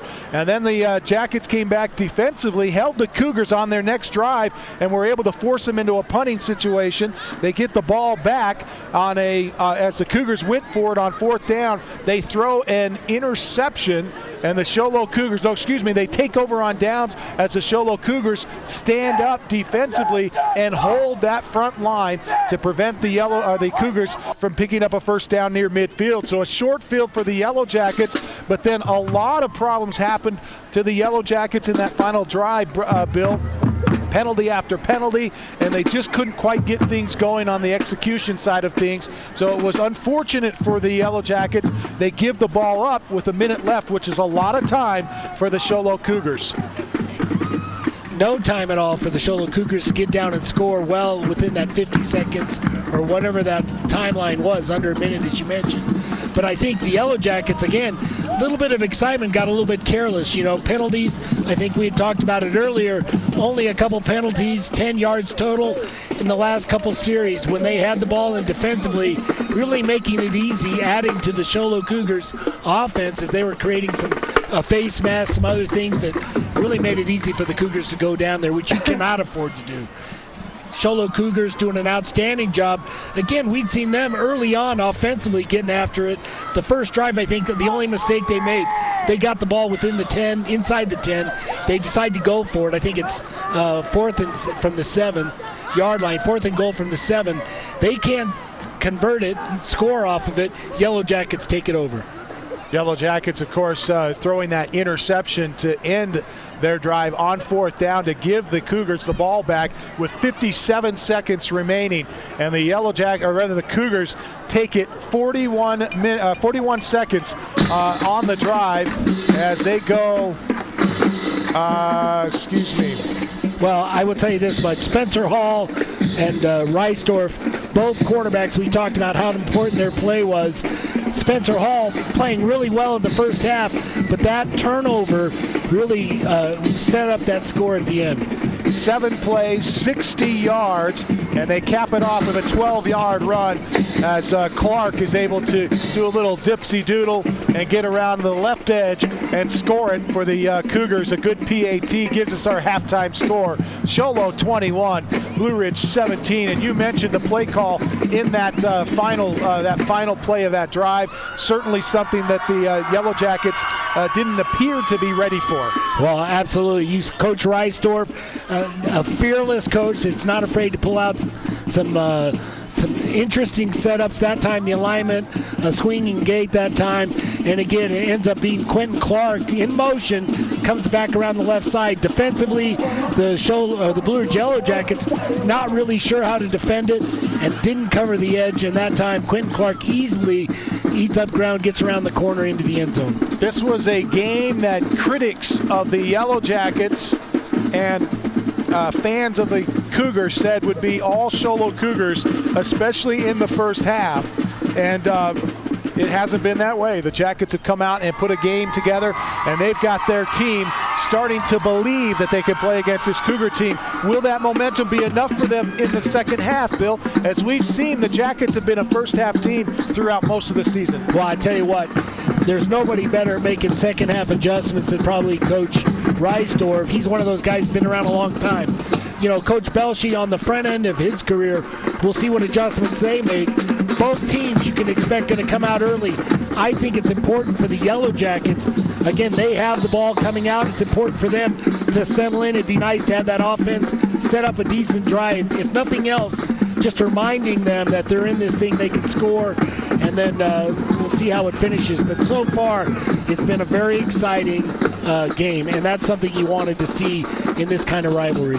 Sholo Cougar Drum Corps facing off with the Blue Ridge Yellow Jacket Drum Corps at center field, entertaining the fans in a drum off at center field, and this one has given the fans something to cheer about here at halftime as we start to see the Yellow Jackets now start their cadence, and it's been two good drum corps here. It's been pretty fun to watch here at halftime. Our halftime score, Sholo 21, Blue Ridge 17. We'll be back with more of our Sunrise Park Resort halftime show when we return. Don't forget, Sunrise Park Resort has their Junior Pass promotion going on this weekend, Saturday and Sunday. The lifts will be open from 10 to 4 both days, and your son or daughter age 12 or under can get a free ski pass for the season just by showing up and taking a scenic lift ride, reciting one of the responsibility codes, and bringing a can of food. And also for the rest of the family, you know, we've got great deals on passes, great deals on the Sunrise card, which gives you discounts not only on lift tickets, but also in the restaurants, also in the rental shop.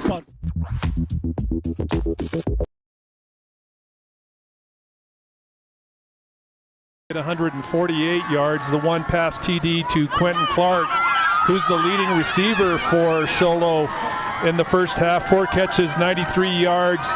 Willie Wyatt right behind him, 2 catches for 46 yards. The leading rusher for the Cougars in the first half, Willie Wyatt, 10 carries, 76 yards, followed by Jerem Fawcett, 6 carries for 38 yards. So overall, Sholo again able to generate 271 yards, 7 first downs in that first half.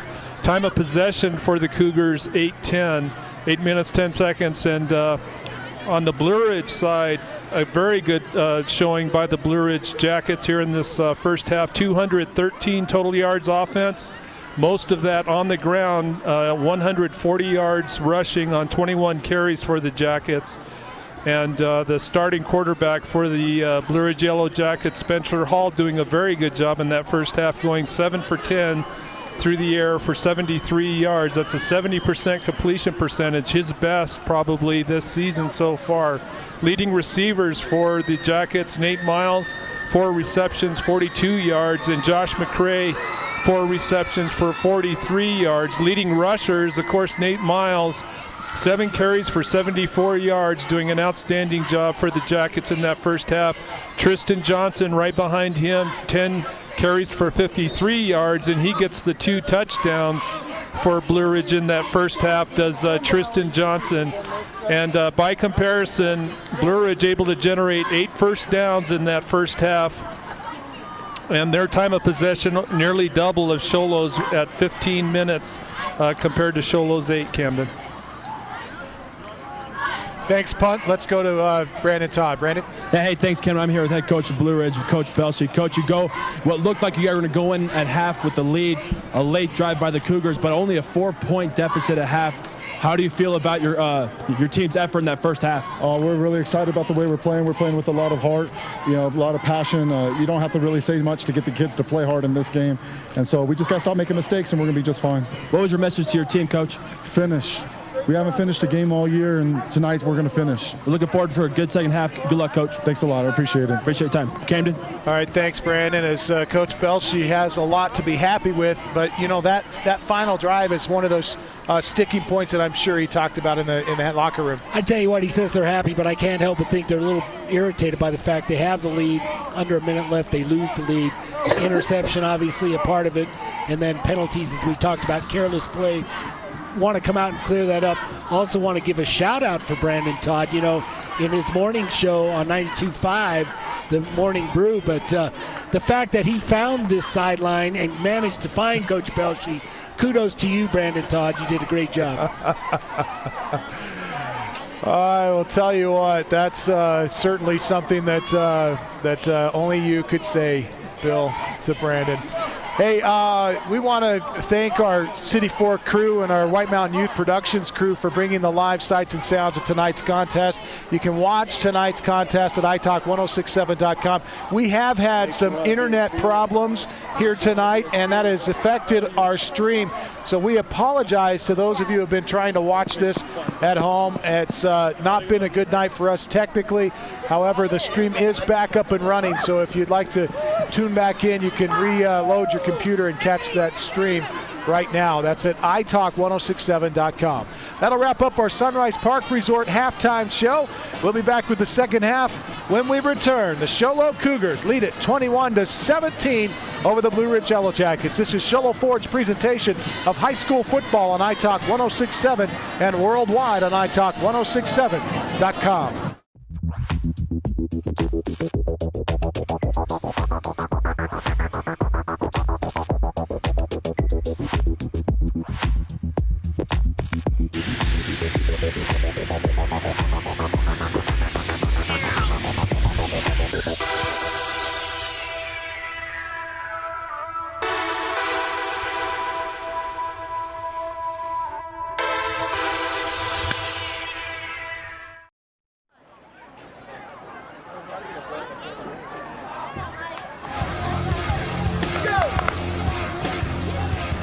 Welcome back to Blue Ridge High School. The Yellow Jackets and the Cougars set for the second half. It's the Cougars in front by 4, 21-17. Our special thanks to the White Mountain Youth Productions, kids from Show Low and Snowflake High School. Student producer tonight, Zach Lambert. Technical director, Chastity Powell. And I got to check. I don't think this is the right paper. We'll have to get the right paper here in just a second.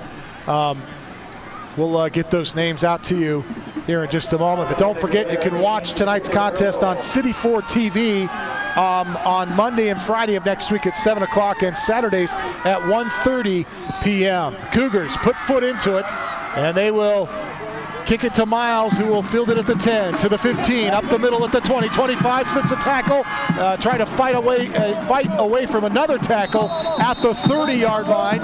And are you having fun? We get all kinds of, what is this over here, Bill? Like a white flower bomb? I don't know what it is. I hope it's non-carcinogenic as it's blowing right towards us. Yeah, I thought this was a fire down here in the stands, but it looks like the kids have thrown some type of a white powder all over the place. It's either that or it's coming to us. We suck because it's coming right to us. Yeah, it's. I think it is flour. I just tasted it. Johnson on the carry, comes off tackle right side, cuts it up to the 34-yard line, and the Yellow Jackets get a big gain on first down to start this drive off. I tell you what, Tristan Johnson, we saw him with a great first half, really complimenting the way Nate Miles runs. Again, Nate Miles is kind of one of those guys, little guy, but hard to find. Tristan Johnson, conversely, kind of a big north-south kind of guy, does a great job off the right side, gets those 4 yards. Wide receiver far on the left side, 2 receivers to the right. Hall under center, takes a snap, hands to Johnson. Johnson across the 35, and Johnson falls forward to the 39-yard line. Well, he picks up a gain of 5 on second and has a short 3rd and 1 coming up. Yellow Jackets again coming back, same play, opposite side. Another nice gain, 5 yards that time. 12 carries, 62 yards for Tristan Johnson so far in the game. 10:49 remaining, opening paragraph, 3rd quarter. Jackets facing a 3rd and 1. Handed off left side to Johnson. Johnson has a first down to the 41. A Lacey Weeks at at Supreme Lending, first down. That time brought down by Willie Wyatt. Does a nice job getting outside, making the stop. Yellow Jackets with a bunch set. And again, both coaches really demonstrating the flexibilities in their offense, changing the look. That time going bunch to the side, coming around the left. Nice little first down. First down and 10 from the Jacket 41-yard line. Spencer Hall under center, takes the snap, hands it second man through right side. That's Miles, hit at the line of scrimmage. Maybe a loss of 1. He fights forward to the 41 as the Show Low Cougars stand up defensively after allowing a first down. They come up with a big play here on first down as Jason Brown stuffs him at the line of scrimmage. How many times have we called his name, inside linebacker for the Cougars? And you can see defensively now the Cougars starting to tee off against the run. We'll see if the Yellow Jackets counter in the air, trying to get them to bite. Tenegeth and McCray wide to the left. Miles in motion. They go fly sweep to Miles, and Miles hitting the backfield. Nothing going. The Cougars defensively step across the line and stop him on that far side. Jason Brown again on the stop. Really, again, saw that motion, anticipating the speed fly sweep around the left side. And again, nice coverage by Brown as he gets out there, really reads it. Very instinctive, gets in there and drops him for a big loss. Again, the Yellow Jackets with a 3rd and long. 8:58 left to play here in this 3rd quarter. And a big 3rd down and 15 for the Yellow Jackets. Hall looking to throw left side, right side, caught by Miles, first down, spins out of a tackle, stays in bounds, and finally driven out at the 41. As Fawcett and Brewer finally drive him out of bounds, but not before he picks up a Mountain Comfort Heating and Cooling first down. Nice throw by Spencer Hall. Nice route run by Nate Miles. Jerem Fawcett, first guy there to make the tackle. Miles spins out of it, gets a few extra yards. 21 yards on the catch and carry for Miles from Spencer Hall, and a fresh set of downs inside the Cougars territory at their 43.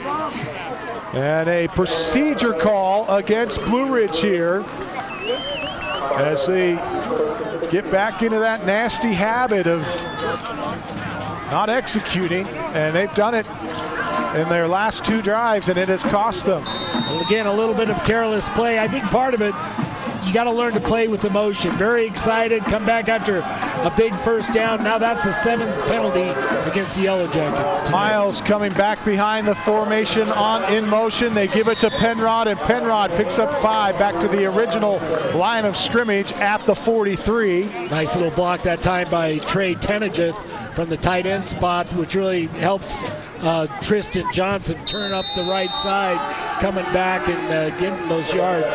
Again, now getting back that penalty yard, 2nd and 10 for the Yellow Jackets. 2 wideouts to the left, Tenegeth and McCray. Man in motion, back behind the formation is Miles. They fake to Miles. Hall steps up in trouble. Looked like, I don't know if he was, looked like maybe he thought someone was supposed to be looking on the far side. He steps up and gets dropped for a loss back at the 45-yard line. Almost looked like it was designed to go to Miles, just a little swing pass. Maybe Miles didn't catch it, or maybe there was a defender in between. Maybe that made Spencer Hall pull it back. But again, defensively, great job by the Show Low Cougars. Again, as the Yellow Jackets lose 4 yards on that play. Loss of 3, and it'll be 3rd down and 13 from the Cougar 45. McCray and Tenegeth wide left again. Single receiver here to the near side. And single back in the backfield is Johnson. Hall looking, he's in trouble. Flush to the right side. Steps up at the 50, at the 45, sends a tackle to the 40, dives forward to the 37. He'll be pushed out of bounds by Fawcett, and he'll be short of a first down. Now, do the Jackets go for it on 4th down and 5? That's a good question. We'll see how, again, the offensive coordinator, head coach for the Yellow Jackets, Coach Belshie, we'll see what he comes up with. Looks like he's staying with his offense, having a discussion with Spencer Hall. 8 yards on the carry for Hall on a broken play that time. He scrambles and is able to get good yardage out of it, but short of a first down by 5 yards. We really saw earlier where they were trying to seal the corner that time. Good pressure on the inside by Brown on the blitz. They couldn't really get outside. Manages to make a few guys escape and gets those yards. Jackets want to call a timeout. We'll keep it here with 5.5 remaining in this 3rd quarter. Jackets trailing by 4 in Cougar territory now at the Cougar 37. Facing a 4th down and 5. I can't help but think they'd really love to keep this drive going. Again, the clock all the way down to 5:34 here on this drive. Yellow Jackets wanting to eat up as much time as possible. But again, you talk about it's 4th and 4, 4th and 5. That's a long 5 yards against a very tough, motivated Show Low Cougar defense. Absolutely, and we've seen that the Cougars have had a little more moxie in their defense as of late. As Coach Reisdorf said, we need to wake up in his halftime comments before he went to the locker room, and I can bet you that he had a few words to say to his team to get them woken up in the halftime locker room. Hey, these guys have been around the block a few times, a strong program. Coach Reisdorf, not mincing words. I think one of the things you have to like about him, he will tell you what he thinks. Brutally honest. He's totally honest on that one. Love the way he answers those questions. 2 receivers to the left, 2 receivers to the right. Hall in the gun. Single receiver or single back in the backfield. He throws to the right. Caught. First down. Miles at the 31, or the 29-yard line. A Lacey Weeks and Supreme Lending first down. I tell you, nice route again by Nate Miles, but I think you really have to credit that offensive front. You know, we saw them struggle early on. This time, really setting up a nice pocket. Spencer Hall, good presence, just sits in the pocket, waits for Miles to break, puts it right where it needs to be.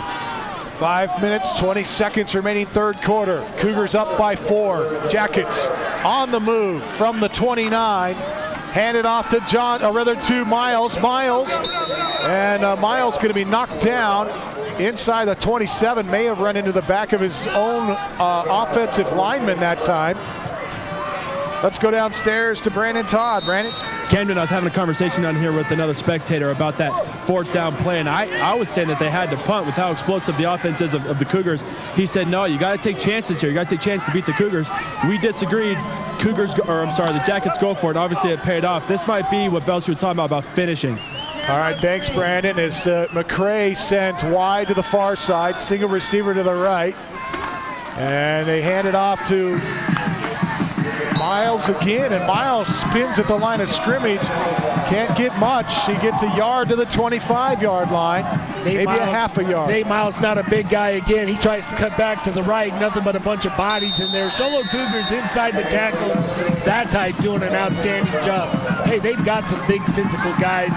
Their linebackers, some big guys, doing a nice job really pinching on that not surprise and come in and stuff the Jackets. 21-17, the lead to the Cougars at the moment. A third down and 6 from the Cougar 25-yard line. Hall, play action, in trouble, gets away from the rush. Now he's sacked back at the 37, and finally the Show Low Cougars get to him. Jamie Webb knocks him down for the sack, and a huge loss. It's -12 on the play, and it'll be a fourth down and a zip code coming up. I tell you, great job by the front for the Show Low Cougars. Again, really putting him in the box and just closing in on him. But, Spencer Hall managed to make 2 guys miss. You cannot make 5 guys miss.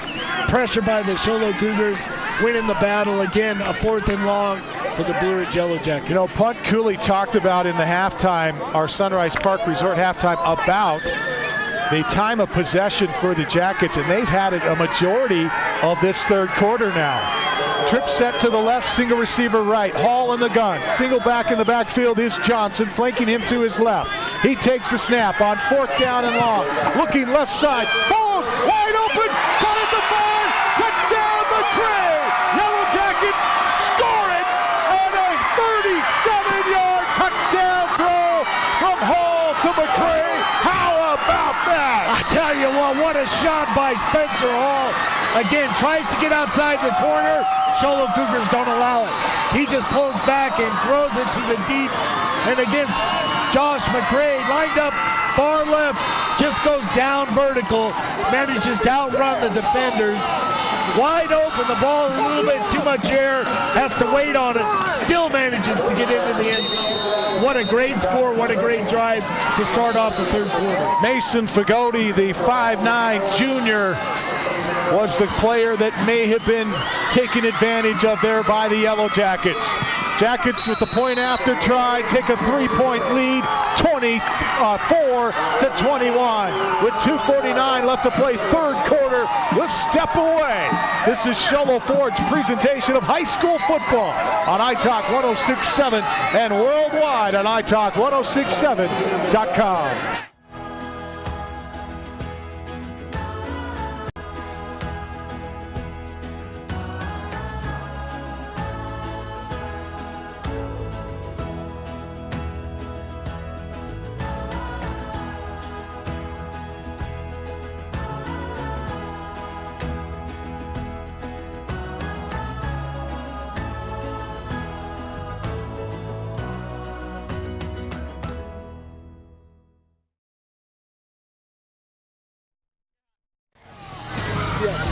Welcome back.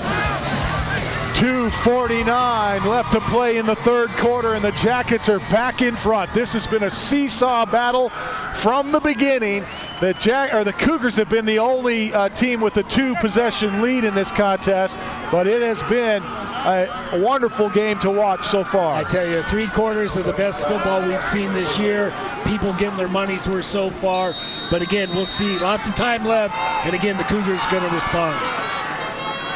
Jackets set to put foot into it. McBride hits it, and it will be returned by Means at the 10, up the middle to the 15-20, out to the 30, spins out of a tackle there, and will be finally snowed under at the 37-yard line. So it looks like the Yellow Jackets, Timmy Entrican on the stop, along with Blaine Hebuck.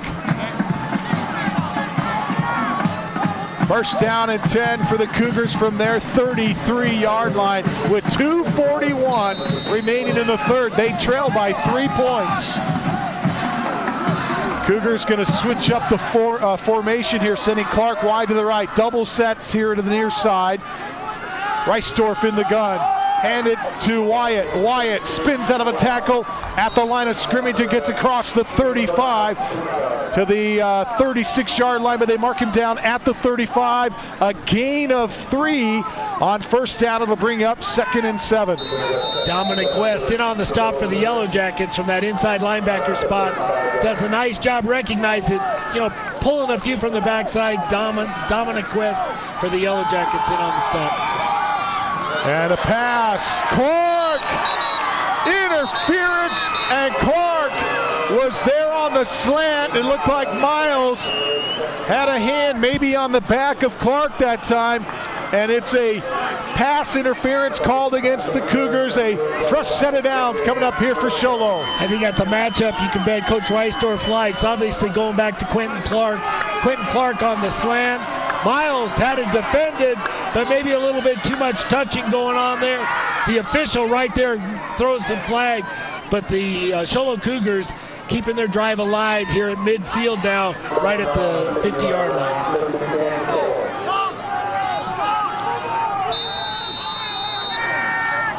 Two receivers here to the near side and a single receiver to the far side. A fresh set of downs for Show Low at midfield after the penalty.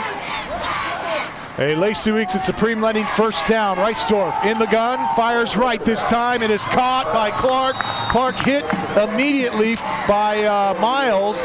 Miles got him underneath and drives him backwards, but he has forward progress for a gain of 3. Again, nice pass by Reisdorf to Quentin Clark, although Miles closes quickly, stops him for no extra yards after catch. 2nd down and 7. Handed off straight ahead to Fawcett. Fawcett hit it and brought down by Coy London that time at the 45-yard line, call it the 44. Dominic West really coming up big that time. Isn't able to make the tackle, but you can see him reading it from that inside backer position. Coy London does make the stop, but nice job by the Show Low Cougars, now 3rd and 5. Two receivers here to the near side. They hand it off to Wyatt again. Wyatt hit at the line of scrimmage. He fights his way across the 45. He'll be knocked backwards after a gain of 1 to the 44. Really looks like Timmy Entrican in on the stop for the Yellow Jackets. Actually, it might be 64 as well, which is Jalen Romero, only a sophomore inside the front for the Yellow Jackets. Yellow Jackets chewed up 9 minutes and 2 seconds on that last drive. Cougars going to go for it. 4th down and 4. Double wides here to the near side. Reisdorf, play action, throws, and it's incomplete. He slipped on the pass, and it's incomplete. The Yellow Jackets will take over on downs. Oh, brother, the sophomore couldn't quite get his footing out there on the field. It is slick out there. We've had 2 days of rain here in Lakeside, here in the White Mountains, and of course the condensation starting to play in to the factor in as well. And Reisdorf falls to the ground as he tries to throw that pass. They had a screen set up on the far side, but it's incomplete. And you can see the football field really chewed up midfield. Obviously, I think earlier on they put some sod down, but you can distinctly tell where it's at. Blue Ridge offense now going to take over inside their 45, but great field position for the Yellow Jackets. Johnson straight ahead. He's brought down by Willie Wyatt across the 45-yard line. A gain of about 3 on first down. Call it 4. It'll bring up 2nd and 6. Willie Wyatt doing a nice job on the stop. Looked like Tristan Johnson had lots of space in front of him, lots of green. Willie Wyatt pinches in, makes the stop, squeezes in, managed to bring him down for a gain of about 4, but had he not made that tackle, Tristan Johnson had a lot of space. 10 seconds left in the third. This should be the final play of the third quarter. Hall takes a snap, handed off to Johnson. Johnson hit at the line of scrimmage as he tries to get around the right edge that time, and he can't quite do it. That'll end the third quarter. We go to the fourth and final next. The Yellow Jackets on top, 24-21. We'll be back with the exciting conclusion to this one. This is Sholo Ford's presentation of high school football on iTalk 106.7 and worldwide on iTalk1067.com. It's time to purchase or refinance a home. There's a lot of choices out there, but only one stands above the rest. My clients are raving about how much easier we make the loan process. Hi, I'm Lacey Weeks from Supreme Lending. My team and I can help make even the most difficult loans seem easy and stress-free. You deserve the best. Call me today at 537-5626. That's 537-LOAN. Lacey Weeks, your mortgage consultant for life. Supreme Lending is an equal housing lender and MLS ID 2129, MLO MLS ID 166-161, Arizona mortgage license number VK0925918.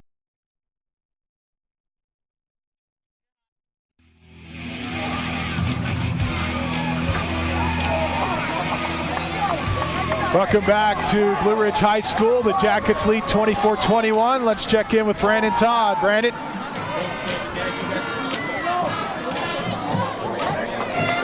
Just condensation on the field.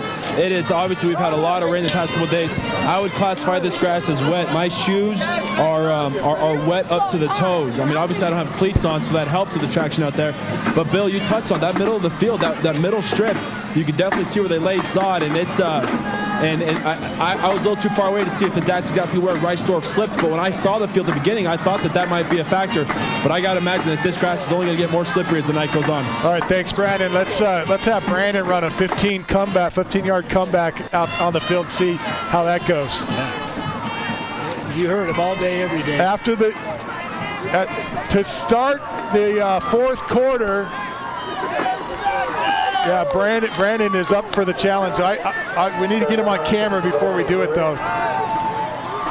24-21 is the Yellow Jacket lead by 3. Hey, it's a third and long, so this down is going to be key for the Yellow Jackets.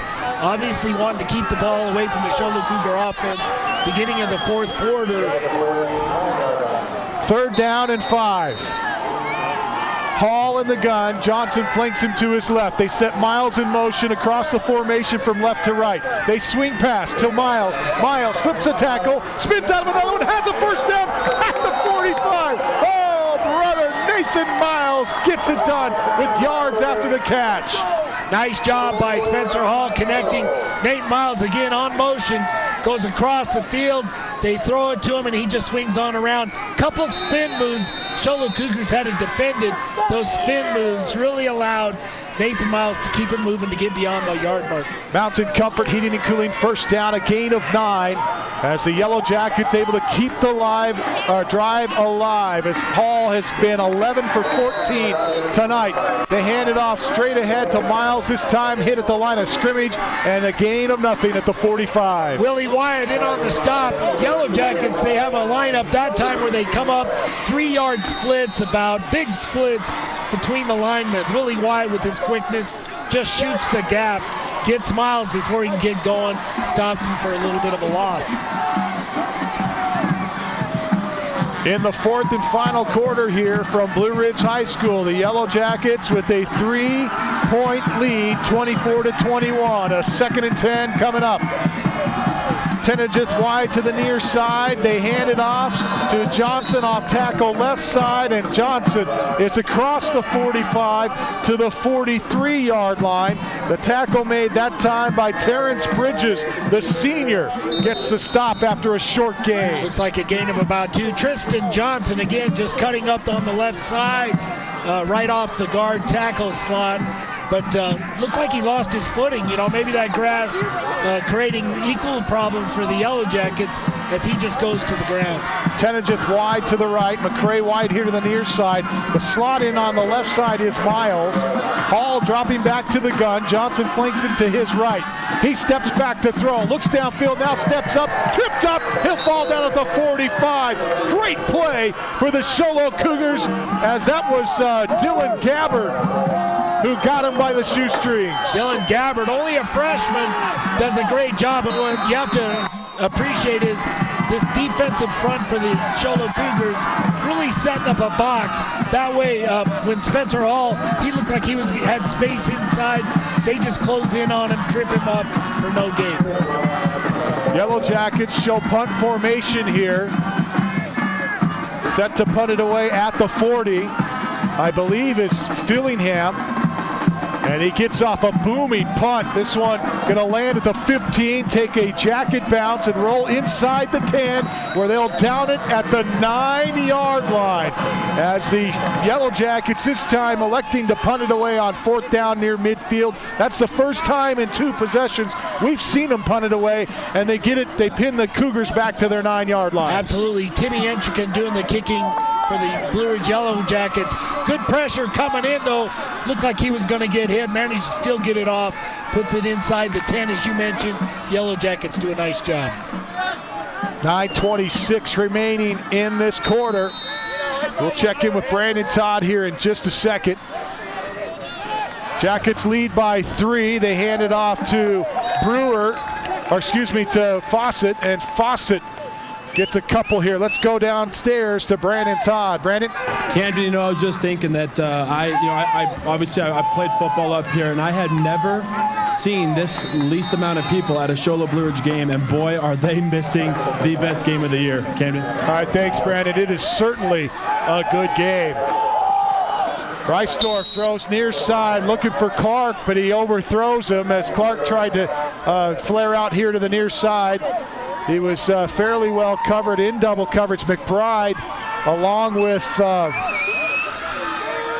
Blaine Hebuck, it looks like. Yeah, Hebuck over there on that near side. You talked about, again, just a quick little out for the big Quentin Clark. And, Reisdorf, again, maybe only a sophomore, just maybe, learning as he goes. That time just not a good throw. Looking to throw on 3rd down. Has a man. It is caught by Fawcett. Fawcett at the 15 will be knocked down close to a 1st down. It'll depend on the spot here. Nice little play that time by Dominic West for the Yellow Jackets. Inside linebacker gets out quick, covers it, but it looked like that time Jerem Fawcett almost slipped as he caught the ball on the cut, although Dominic West right there. Punting team is coming out, but Coach Reisdorf, again, one of those guys that's going to pull some tricks still out of the hat. And correction, I was looking at the wrong yard marker. The yard to gain's the 20. They got it out to the 15. They'll be 5 yards short, and on 4th down, forced to punt. Ball's going to go out of the back of the end zone. A bad snap. And the Cougars are just self-destructing here in their own red zone. That time, a bad snap. Perhaps the ball a little wet or something as it goes to the back of the end zone, and a safety is called. So the Yellow Jackets will take a 5-point lead, and they'll get the ball back. I tell you what, not what you would expect, and for the first time, you're really seeing the frustration of the Cougars as they can't believe what just happened to them. Still a touchdown wins it for them, but Blue Ridge gets the ball. We'll see what happens on this. But for the Yellow Jackets, if they can set up a drive like they started the 3rd quarter, eating up all that time, 8 minutes left on the clock, you couldn't ask Script for a better finish. Well, here's the problem, Bill. It wasn't supposed to be this tough. If you looked at these two teams on paper, the Cougars have faced much tougher competition, and they played much tougher against that competition. The Jackets have lost big to competition that many would say is lesser competition, and it looks like these two teams don't match up. But hey, this is a rivalry game, and you can throw the paper out the window. Oh, absolutely. And I will say this much. Yellow Jackets looking better than we've seen them. Offensively, every game they've gotten better, maybe getting more comfortable with it. The offensive front for the Yellow Jackets, the line play, probably the most improved from last week, doing a nice job. Hey, there's a lot of talent on this Cougar team. We'll see how they respond here in the ending of the last 8 minutes of this fourth quarter. When these two teams line up against each other, it never disappoints, and tonight has not been the exception. It has been a wonderful game through 4 quarters. The Jackets lead by 5 at the moment. Means will kick it away. Back to receive is Miles. He backpedals back to the 24. Takes it to the center of the field. 35 to the 40. Slips a tackle and then gets to midfield. He'll be finally dropped down by Fawcett and Means. And the Yellow Jackets will have a great field position here at the Cougar 49. Nice job by the return team of the Yellow Jackets. Short kick. Miles does a nice job fielding at about the 25, but I will say they do a nice job blocking it, allowing Miles with that burst to get inside the 50.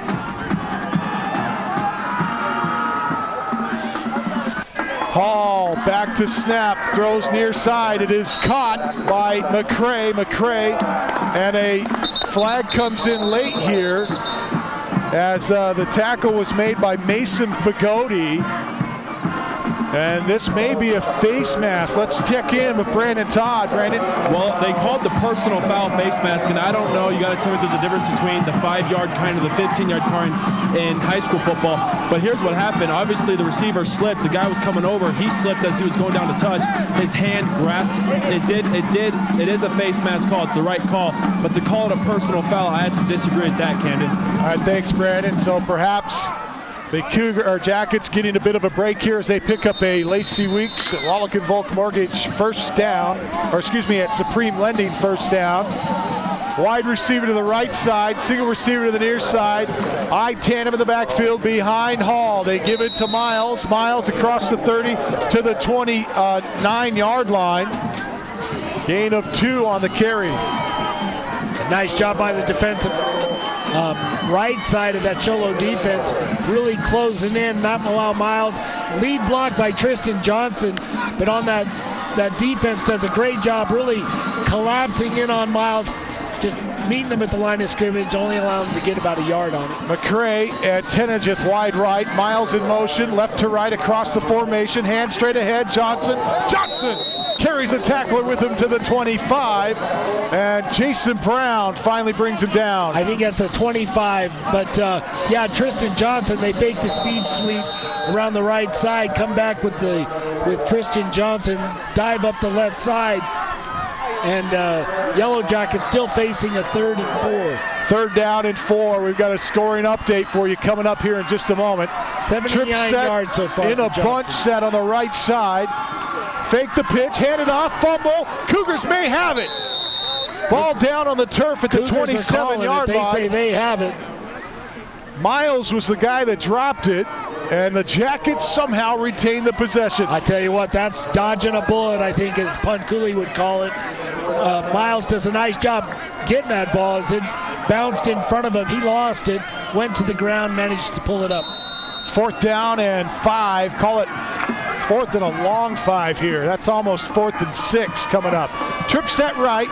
Miles, McCray, and Tenageth on the right side. Single receiver to the near side. Hall looking to throw. Rolls right. Now he steps up. Gets a great block. Throws. It is caught, but it is short of a first down.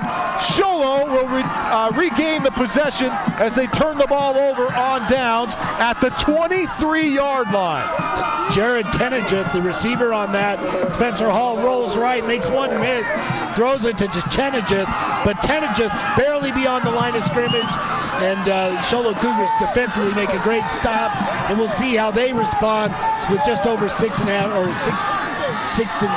Blue Ridge up 26-21 with 6:24 remaining in the contest. Empty backfield. Reisdorf, 3 receivers to the right, single receiver on the near side, and now they make an adjustment here. They send someone out. Ball's marked for play. Slot right. Reisdorf to throw, and he throws here to the near side, and it's incomplete. He overthrows his intended receiver, Fawcett. Let's check in with Brandon Todd. Brandon? Thanks, Camden. We got our field mic girl who's a Snowflake cheerleader, Cheyenne. I asked her if she could text someone the Snowflake score, 22-49. Snowflake on top with 10 minutes to go in the fourth quarter. That's a big... They're playing Fountain Hills. That's a big game for the Snowflake Lobos. It's big for our division because that has all kinds of playoff implications as we get timeout on the field with a 2nd and 10 coming up here for the Cougars after the timeout. They trail by 5. Well, down the road, Yellow Jackets facing Fountain Hills. Fountain Hills beat by Basin, wasn't it, last week? Yeah, some key games tonight. We'll talk about those in a moment, but games in several of our divisions, 4, 5, and 6, all with some big games tonight. I just got to say it's a pretty dedicated cheerleader that will show up and do the field mic for us as opposed to getting down there and getting down there to make the trip. Absolutely.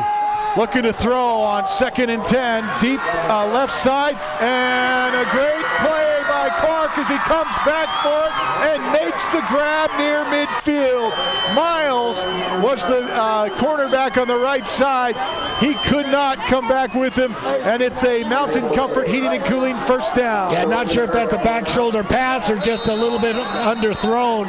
Not enough arm for Reisdorf, but Quentin Clark makes a great adjustment, comes back and makes the catch. Handoff straight ahead, and a gain of a couple here as they give it to Brewer, or to Wyatt, and Wyatt has 2 on the carry, I should say. Wyatt just that quick blast, making sure the defense is honest.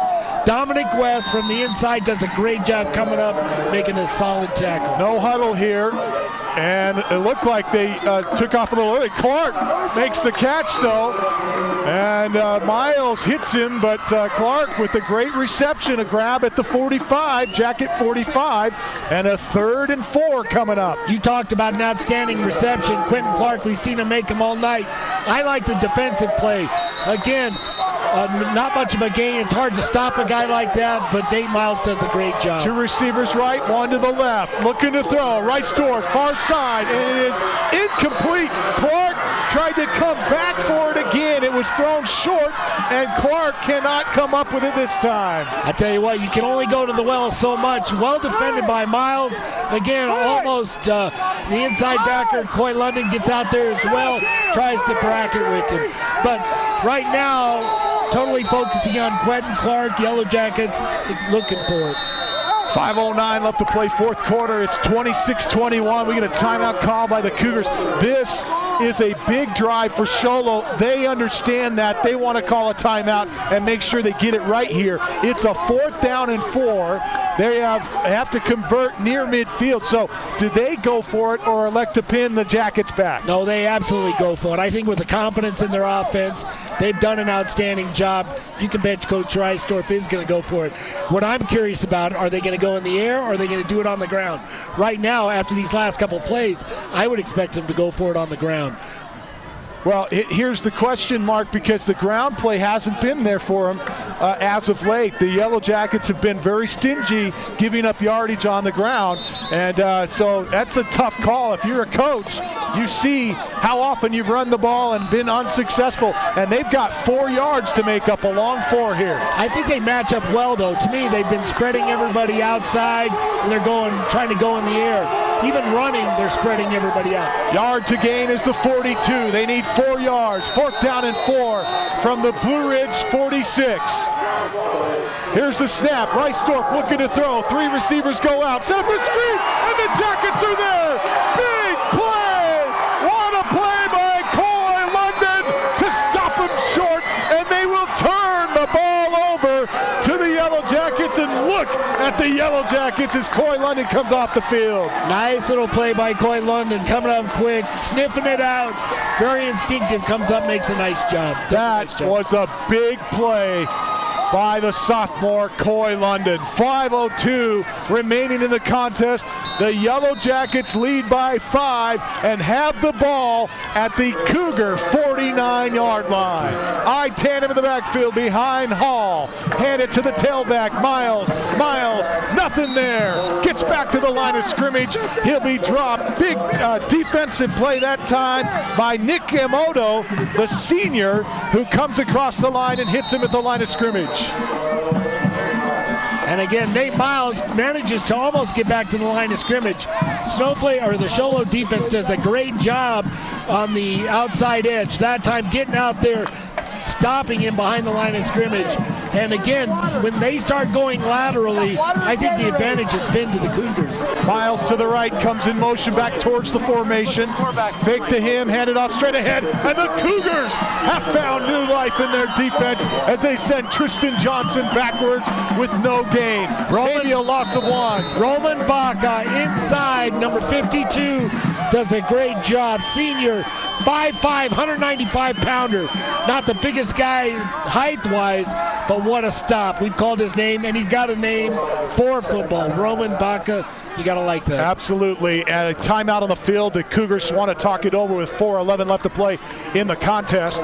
Coach Reisdorf calling a timeout here. I believe this is his last timeout with 4:11 left, and I'm a little surprised that they call the timeout in this situation. They obviously want to keep some time on the clock here, but the Jackets will come out of this timeout facing a 3rd and 11 from their 49. This has been one of the best football games we've seen, not just this season, but perhaps in the last 10 years. Well, you can expect the Sholo Cougars, Reisdorf, or their defensive coordinator, really have had success pressuring. You're going to see him send some guys, really trying to speed up Spencer Hall, and we'll see how the Yellow Jackets respond. You know, in the air, the Yellow Jackets have had a good night. 1 interception. We saw that earlier. The key will be do not throw an interception, but if they can manage to get a guy open, keep this drive alive. Trips right, single receiver to the left. Hall, single back in the backfield, stands in the gun, takes a snap, rolls right, now looks left. He's in trouble, gets away from one, doesn't get away from another one. Sack in the backfield, Jason Brown. How about that? Jason Brown again firing on the inside on the blitz, does a great job. It's relentless. You know, it looked like Spencer Hall could bounce to the outside, but again, Jason Brown tracks him down, drops him for a loss, and the Yellow Jackets, again, you can expect they're going to punt it away at their own 44-yard line. Oh, I'll tell you what, that was some good defense. Yellow Jackets now forced to punt. You couldn't have asked for a better series for the Sholo Cougar defense. Set to kick it from the 30. They get off a wobbly kick this time, end over end, bounces at the 25, takes a Yellow Jacket bounce, picked up at the 14, taken to the 20 on the far side, to the 30, to the 40, and he'll be knocked out of bounds near the 47. And the return made that time, I believe, by Brewer. I tell you, or was it Wyatt? Looked like great blocking by the Sholo Cougars as they set up the wall. The return managed to get outside the wall, and the Cougars finally stopped just shy of the midfield mark at about the 47. Finally tackled right in front of the Sholo bench. Big time return for the Cougars. They've got excellent field possession at their 47. 1st and 10, 2 receivers right, single receiver to the left. Looking to throw Reisdorf, he won't get the playoff as this one's blown dead and a penalty marker flies in from the line judge on the near sideline. Looking at it, you can see on the far side you've got Quentin Clark, that time just a post, a slant, really trying to get him. He's out there on the far side by himself, trying to get him across the middle. Again, he matches up against a much shorter Miles, who's out there on that island. Yellow Jackets not really doing anything with bracketing, bumping him on the front side, trying to slow him down, just letting Miles do the job. 1st down and 15, ball spotted back to the Cougar 42. 2 receivers right, single receiver left, slot right. Reisdorf looking to throw, looks left side, has Clark, and it's caught, and Clark has a 1st down and more inside the Yellow Jacket 30 at the 28. Nice time play by Quentin Clark. I tell you what a nice throw as well by Reisdorf. Put it right where it needed to be finally, luckily for the Yellow Jackets, stopped by Cody McBride. Miles got burned on that one. Clock stops momentarily as they set the chains. Under 3 to play now. Handed off straight ahead. Willie Wyatt still on his feet at the 25. Finally brought down. He spun down. Munoz, one of those on the tackle. I tell you can see the intensity on both sides. Realizing with 2:43 clock ticking, this drive it's imperative for the Yellow Jackets to stop, and it's imperative that the Show Low Cougars score. Willie Wyatt picking up some tough yardage there. 2nd down and 7 coming up. He's got 14 carries and 85 yards tonight. 2 receivers right, 1 receiver left. Reitsdorf looking to throw on 2nd and 7. Has a man. It is caught. Is he inbounds? It is. Corey catches it at the 15 and somehow gets a foot down at the 15-yard line to pick up the Lacey Weeks and Supreme Lending first down. One of the adjustments the Yellow Jackets have made, though, they're bumping out there on Quentin Clark. Reisdorf rolls right, throws away from Quentin Clark, throws it underneath. 2:17 left to play. A fresh set of downs from the Jacket 15. Reisdorf throws to the left side, caught by Fawcett. 10, 5, and he'll be driven backwards. No, he's still on his feet at the 5. Oh, they blew it dead. Fawcett gets into the end zone, but they had blown it dead at the 5-yard line as Fawcett, Jerome Fawcett, close to a Mountain Comfort Heating and Cooling. First down, and they give it to him. And now a 1st and goal for the Show Low Cougars at the 5-yard line. And what a finish. Again, going no huddle, trying to keep this defense on its heels. 2:08 left to play in the 4th. Jackets lead by 5. 1st and goal from the 5. Cougars hand it off to Wyatt, and they throw a penalty marker. And again, the ball is blown dead as the Cougars have been penalized 5 times tonight. And they'll pick up another penalty here. Their 6th penalty of the game on a procedure call. It'll drop them back 5 yards. And you can hear the Yellow Jacket fans excited about that. I tell you what a break for the defense. Again, another 5-yard gift by the Show Low Cougar offense. Under 2 to play now, clock rolling here. Ball back to the 10-yard line where it's 1st and goal. Reisdorf takes the snap, 3 receivers out, throws down the middle, and it's picked off! Almost picked off by McBride. He drops it at the 5. Oh, brother, that was the big play. I tell you what, hit him right in the center of his chest, in his hands. Couldn't come up for it. Garrett Means, the intended receiver. Reisdorf got away with one on that, threw it right down the middle. And again, the Yellow Jacket defense making a stop, but still 2nd and goal from the 10 for the Cougars. 2 receivers in, tight on the right side, slot right side. Single receiver left. Reisdorf looking to throw from the gun. Throws, it is caught. Touchdown, Clark! He scores, and the Cougars regain the lead by 1 with 1:40 left to play here in the 4th. I tell you, an impossible task for Nate Miles at 5'7" to cover the 6'4" Quentin Clark. That time he goes down, bumps him, turns to the outside on the hook, and nice throw by Reisdorf, put him right where it needed to be. 10 yards on the reception. Quentin Clark gives the Cougars the lead again, and this seesaw battle has been nothing but fun tonight. If you like football, this is a great game to watch. Absolutely. Surprisingly, Yellow Jackets don't bump him, don't bracket him. They let Miles go out there and cover him by himself. Looks like the Cougars are going to go for 2 and make this a 3-point game, potentially. They set a man in motion across the formation. Play action. Now it's a throwback. Means has a man wide open. Caught. 2-point conversion. Wyatt on the reception from Garrett Means. And the Cougars go up by 3, 29-26 with 1:39 left to play in the 4th. We'll step away. This is Show Low Ford's presentation of high school football on iTalk 106.7 and worldwide on iTalk1067.com.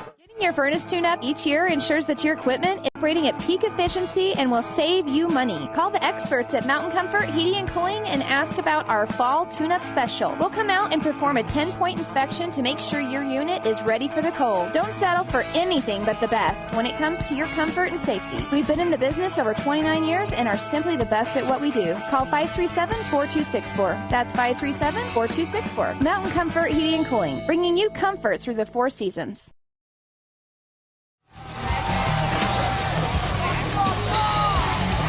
Welcome back to Blue Ridge High School. It's 29-26. Cougars with a 3-point lead after they go for the 2-point conversion and get it. And the Cougars set to kick this one away. Garrett Means will tee it at the 40. Miles back to receive with Hebuck. They stand at their 10.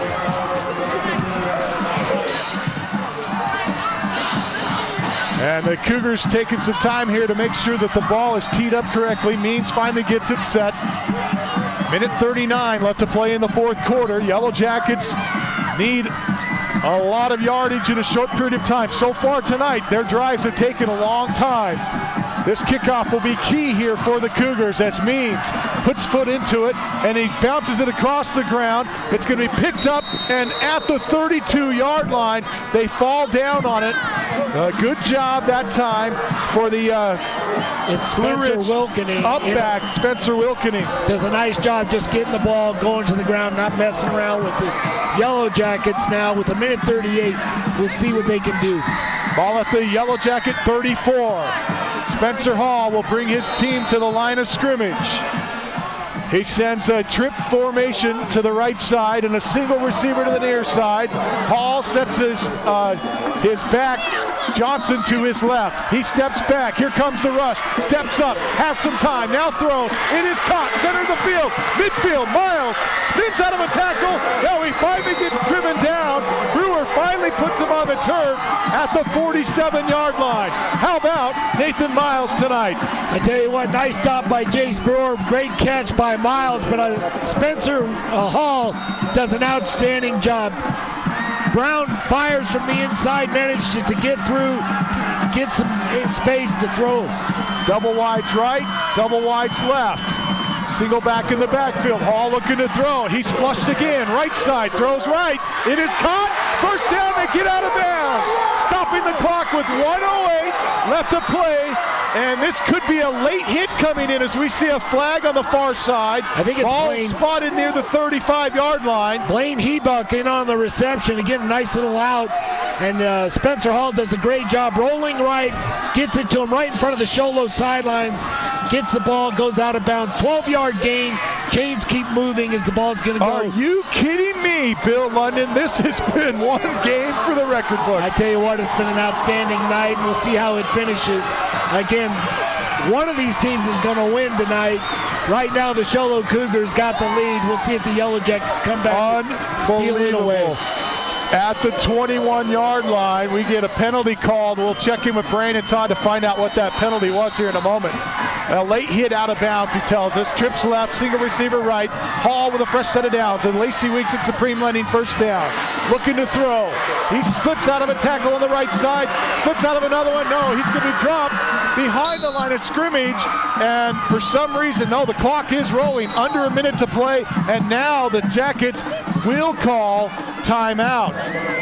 And the back judge, it looked like they had stopped the clock with a minute left, and they finally started it. And it is a timeout called here for the Yellow Jackets. We'll keep it here with 57 seconds left, Bill.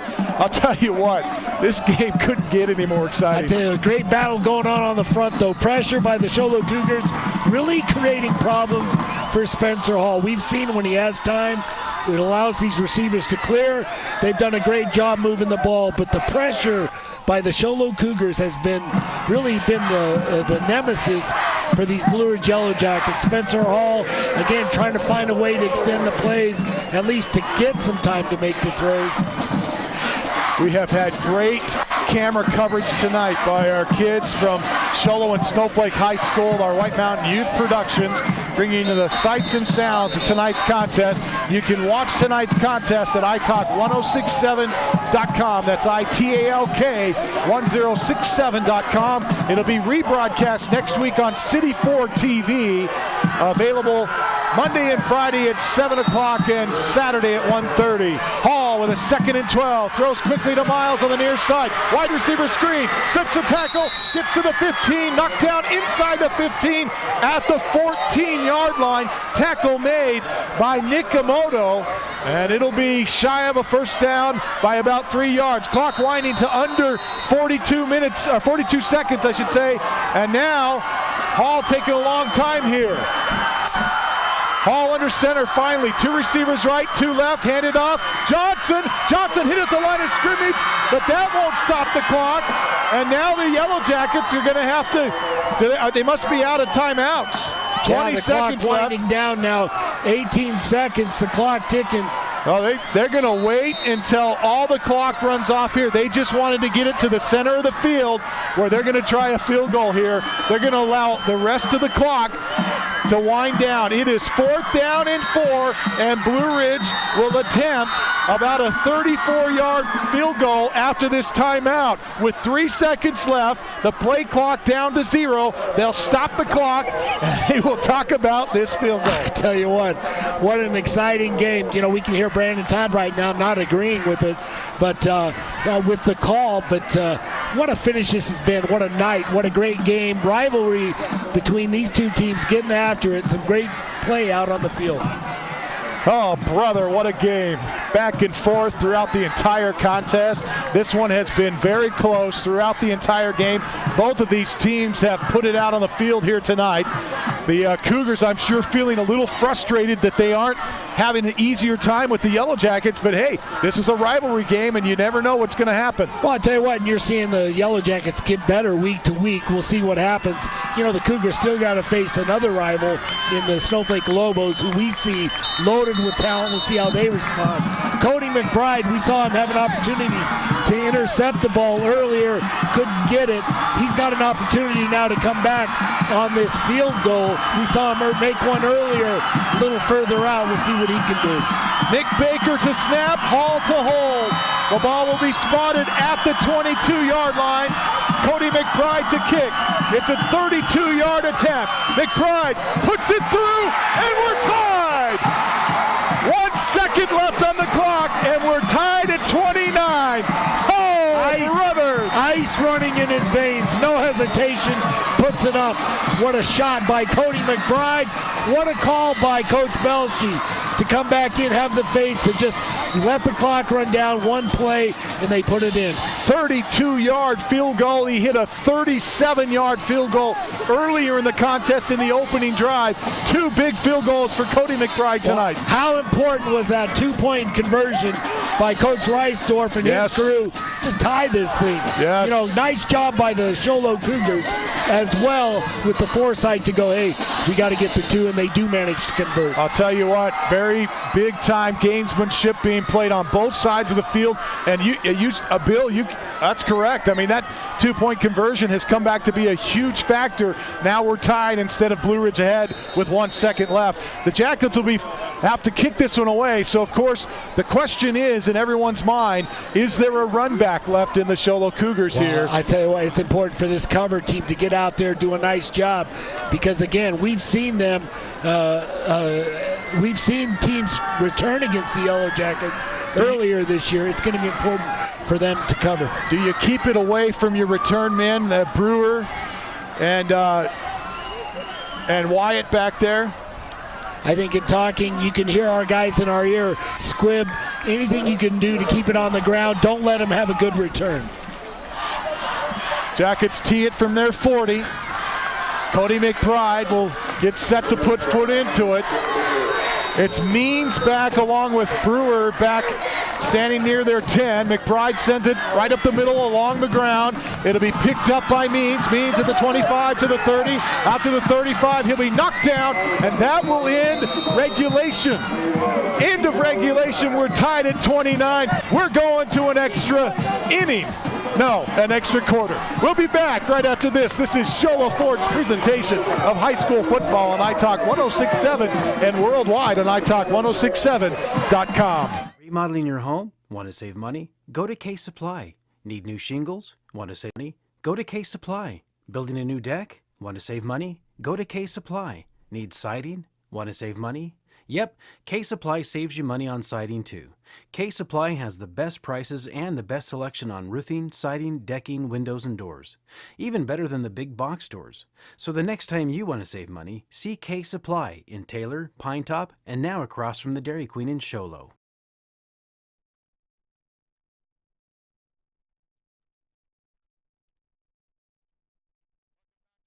High school, we're tied at 29. I'm just informed by a very well-spoken Bill London that it is not an extra inning, it is not an extra quarter, it is an Arizona playoff, and that's what we'll go to next. Ball will be spotted. Bill, somewhere. The ball will be spotted somewhere. That's right. We know it's going to be spotted somewhere. Each team will have an opportunity to score and to drive the ball in. As long as they can get a first down, they keep possession of the ball, and whoever scores the most, and if they don't, they're going to come back out and start over. Now, years ago, they would spot it at the 10-yard line. You'd have 4 downs to go.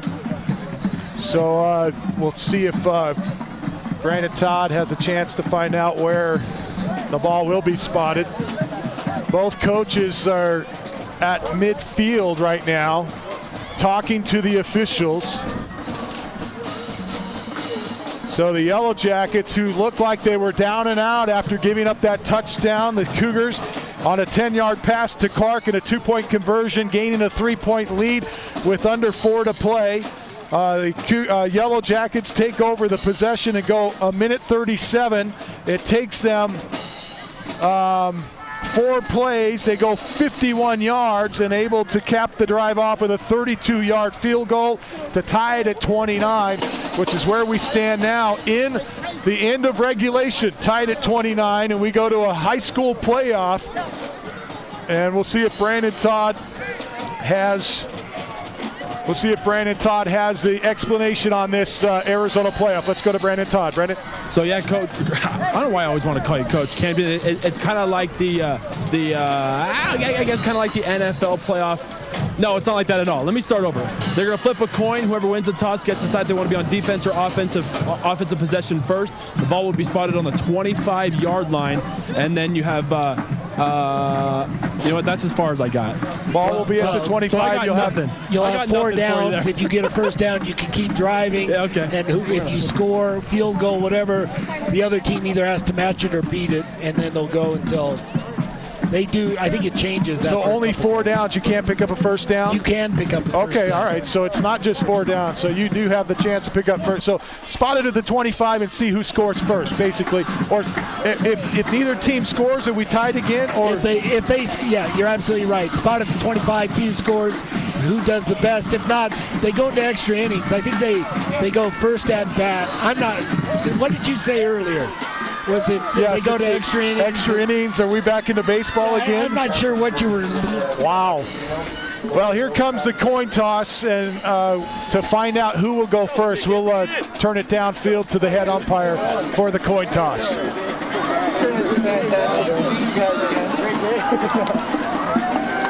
Players shaking hands here at midfield. Now, you guys heard about the overtime, the decisions on the overtime?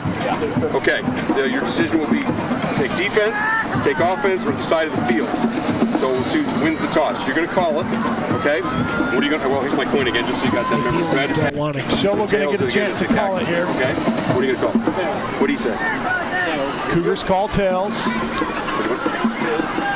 Tails it is. You had won the toss. What would you like to do? Cougars win the toss. Alrighty. Which side of the, let's go down here. Okay. And the Cougars will defer to the Jackets. The Jackets will have the first possession. You're defending this field. The point is we're going to be down there. Yes. Okay. Yeah. Then put your backs that way. Right in front of me. Right in front of me. Looks like the Jackets will be heading towards that north end zone. There we go, guys. Yeah, what's going to happen? Ideally, what you want to be is on defense first, so you know what your offense has to do. Hopefully, you make a stop. Your offense can just get a field goal, whatever. But Yellow Jackets going to start out on offense. So hopefully we'll see what happens here. I want to say thank you to Cheyenne tonight, who Cheyenne's done an outstanding job. Cheerleader extraordinaire, as well as effects Mike down on the field. She has given us some great chances to listen in on some good conversations down there for sure. And not only that, but she has absolutely been the best effects of Mike person that we've ever had. And she has also been providing us with snowflake scores, which we can't say thanks enough for that. Absolutely. Again, a snowflake cheerleader dedicated to her craft. Here we go. They'll mark the ball, not at the 25. They'll mark it at the 10. Everybody was wrong except for me. It'll be marked at the 10. I'm losing all my papers, so I don't know.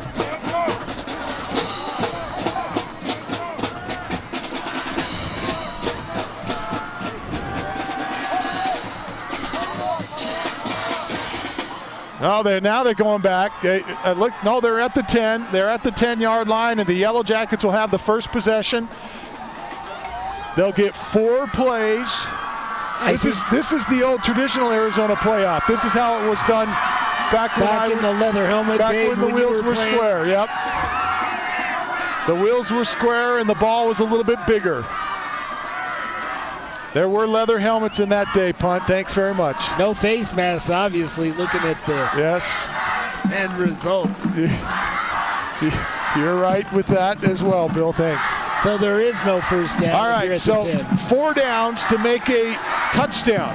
And it'll be Blue Ridge first on the attempt. They'll get 4 downs. If they're turned away or score, it turns over to the Cougars. So here we go.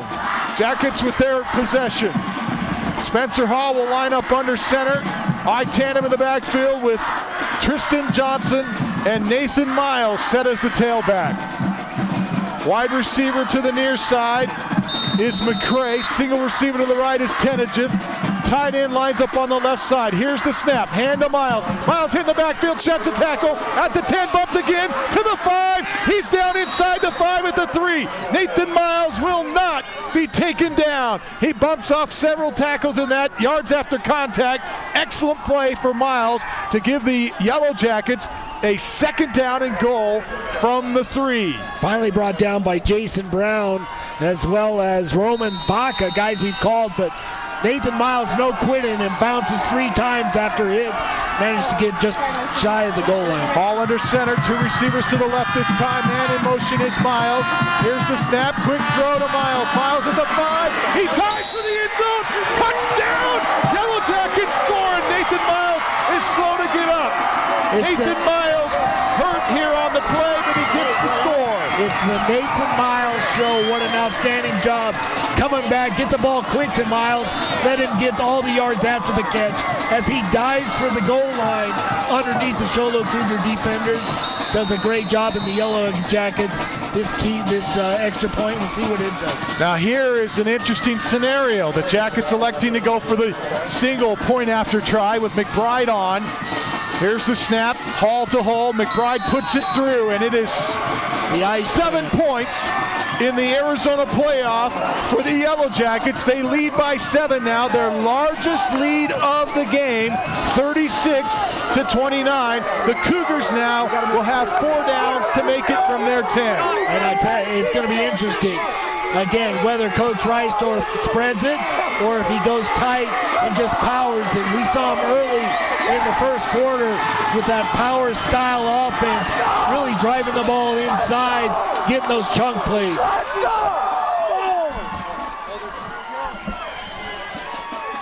So a 7-point lead for the Jackets, their biggest of the night. And you mentioned, Miles, a chance for us to remind you to stick around for our post-game comments where we'll announce our Indian Pine Restaurant player of the game. We got our work cut out for us. We've seen some outstanding play on both sides. Indian Pine Restaurant out at Honda, also the Honda Outdoor Ski and Sports Store player of the game. And we've got lots of kids to talk about. That's one of those is Clark. Clark lined up to the right side. Cougars ready here on their possession. They get 4 downs from the 10. Reisdorf looking to throw. Throws to Clark. It is tipped away by Miles. Excellent play defensively as Miles goes airborne to knock it away from Clark. That ball thrown a little low. It was on target, but that time Reisdorf should have put it up high. Should have gone high. You got a 6'4" receiver against a 5'7" defender. Miles played it great. Jumps the route, comes up front, really had a shot for it. And he's telling the official right now, Quentin Clark pushing off. Again, now you see an adjustment. Yellow Jackets going out, bumping him. Second play from the 10. Reisdorf rolling left. Throws and it is caught. Does he stay in? No. He was out of bounds. Didn't get the foot down on the near side. The official says, no, it's out of bounds, and it looks like it was on the line. Let's go downstairs and check in with Brandon Todd. Brandon? Well, if we could get a camera over here to the left side, you can see the impression. It's a great call by the referee. His left foot came down, and I'd say his get a camera down here. front toes, as opposed to his back toes, but his toes were right on the line. It's a good call by the ref. All right, thanks a lot, Brandon, as it was very, very close that time. The catch was made, but he was out of bounds. So a 3rd down and goal from the 10. Double wides on the left, single receiver on the right. Clark is wide right. They go counter, give it to Wyatt. Wyatt hit at the 5. He drives his way forward to the 3. Willie Wyatt keeps his feet going, and now a 4th down and goal from the 3. How about that? And again, Coach Reisdorf spreads the offense, comes back with that dive off the right side. Leading the charge is Jerome Fawcett. He's the lead block that time, allowing Brown. But Yellow Jackets do make a stop. Timeout on the field as both coaches are going to get a chance to regroup a little bit. Sholo going to talk it over here. They've got one more play. They need 3 yards. In weeks past would say, hey, no problem. Give it to Willie Wyatt. He's got 6-7 yards of carry without a problem. Here tonight, that hasn't quite been the case. Well, you're seeing right now also the Yellow Jackets playing basically an even front all game long. Right now going back to an odd man front, covering the nose guard, really trying to minimize the opportunities for that inside dive, which they had a lot of success early on. Ron Everingham and Brandon Todd down at the goal line talking about that play previous. They're talking about how he planted his foot, and they say it was right on the line. Of course, if you're a Cougar fan, you're on the opposite side of the field. You want that call, and are probably pretty upset that you don't get it, because it was close enough that from that side that you would have thought that it was a touchdown. Well, it's a nice job by Stephen Curry to make the catch. Unfortunately, he does drag his feet just by inches a little bit too outside. Here's the play that they scored on at the end of the second half. They go with 4 players to the right side. They hand it off to Wyatt. Wyatt is going to be stopped at the 1. Oh, brother! Blue Ridge wins! Blue Ridge upsets the Sholo Cougars.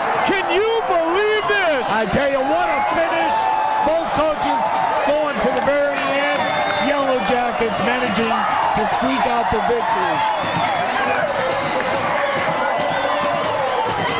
As we see the disappointment on the Cougar sideline and the elation on the Blue Ridge sideline. Let's go downstairs and check in with Brandon Todd. Brandon? Camden, obviously, what a finish. You have Clark reaching out, and he lands, and he looks up, and he can see that he's like 3 inches short, and he just ducks his head right back into the grass. You got to feel for him. But I got to tell you, my heart is pounding. What a game. And I feel sorry for everybody who didn't come out to watch this rivalry. This has been one of the most exciting games I have ever watched, especially ever called. This has really been a fun game to watch. And I'll tell you what, these two teams, you never know what's going to happen in this rivalry. Hey, we've got an established game. We've got an established program at Sholo.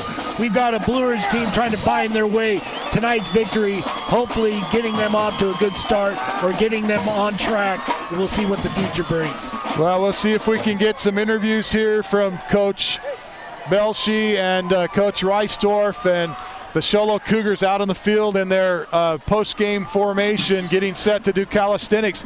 This is a tough loss for them, Bill, because this is a team that has really played some tough competition early on, and because of that, or partly because of that, they find themselves lower probably in the rankings than they should be. Well, we saw them start to get into the top 10, I believe. The last time I saw the AIA or the Max Prep ratings. However, it is going to be interesting to see what happens tonight now, or for the Show Low Cougars. I will say they've got an opportunity now. They face the Snowflake Lobos down the road. It's an opportunity for them to come back. Again, Snowflake, we saw them win over the Yellow Jackets 50-10 last weekend, but this Show Low team has got some excellent physical guys that are going to come back in. We'll see how they match up. See the Yellow Jackets celebrating on the near sideline. This has been the biggest win for them this year. Unbelievable. Come from behind, upset victory for the Yellow Jackets, upsetting the Show Low Cougars. We're going to step away, back with our post-game comments and the announcement of our Indian Pine Restaurant Player of the Game when we return. This is Show Low Ford's presentation of high school football on iTalk 106.7 and worldwide on iTalk1067.com. Show Low is football and party town, especially when you show up at Show Low Ford's Great American Tailgate event. Even if you just got your license, show up for the lowest price and longest warranty. Brand new Fords, all with our lifetime engine warranty. Not 3 years or 6, not 10 years or 100,000 miles. No way. Our warranty is forever. Come into Show Low Ford this week. Take delivery of a new Ford or pre-owned vehicle. New 2014 Ford F-150 Super Cruise, just $30,495. New 2014 Ford Focus SE, just $19,995. Or new 2014 Ford Fiestas, $13,995. Plus, every new Show Low Ford truck comes ready to tailgate with a Yeti cooler. Show Low Ford's Great American Tailgate event. It's party time at the east end of the Deuce. Oh, this is my town. Comments. And now we'll go downstairs to Brandon Todd. Brandon? Hey, I'm here with head coach of the Cougars, Coach Reisdorf, and obviously an upsetting loss for you. I appreciate taking time, Coach. Tell me how you feel. I don't feel very good, that's for sure. I understand, Coach. As far as a game perspective, one of the most exciting games, hard fought both ways. What are your takeaways on the game? Oh, my hat's off to them. They did a great job. Coach Belshy's done a great job. We got Snowflake coming up. What do we do to prepare? Or we have Fountain Hills next. Fountain Hills next, Coach. I'm sorry. Yeah, Fountain Hills. You just got to get better at everything we do. Coaching first. We got to be better coaches. Coach, I know it's a tough loss. I appreciate you taking your time out and talking to me.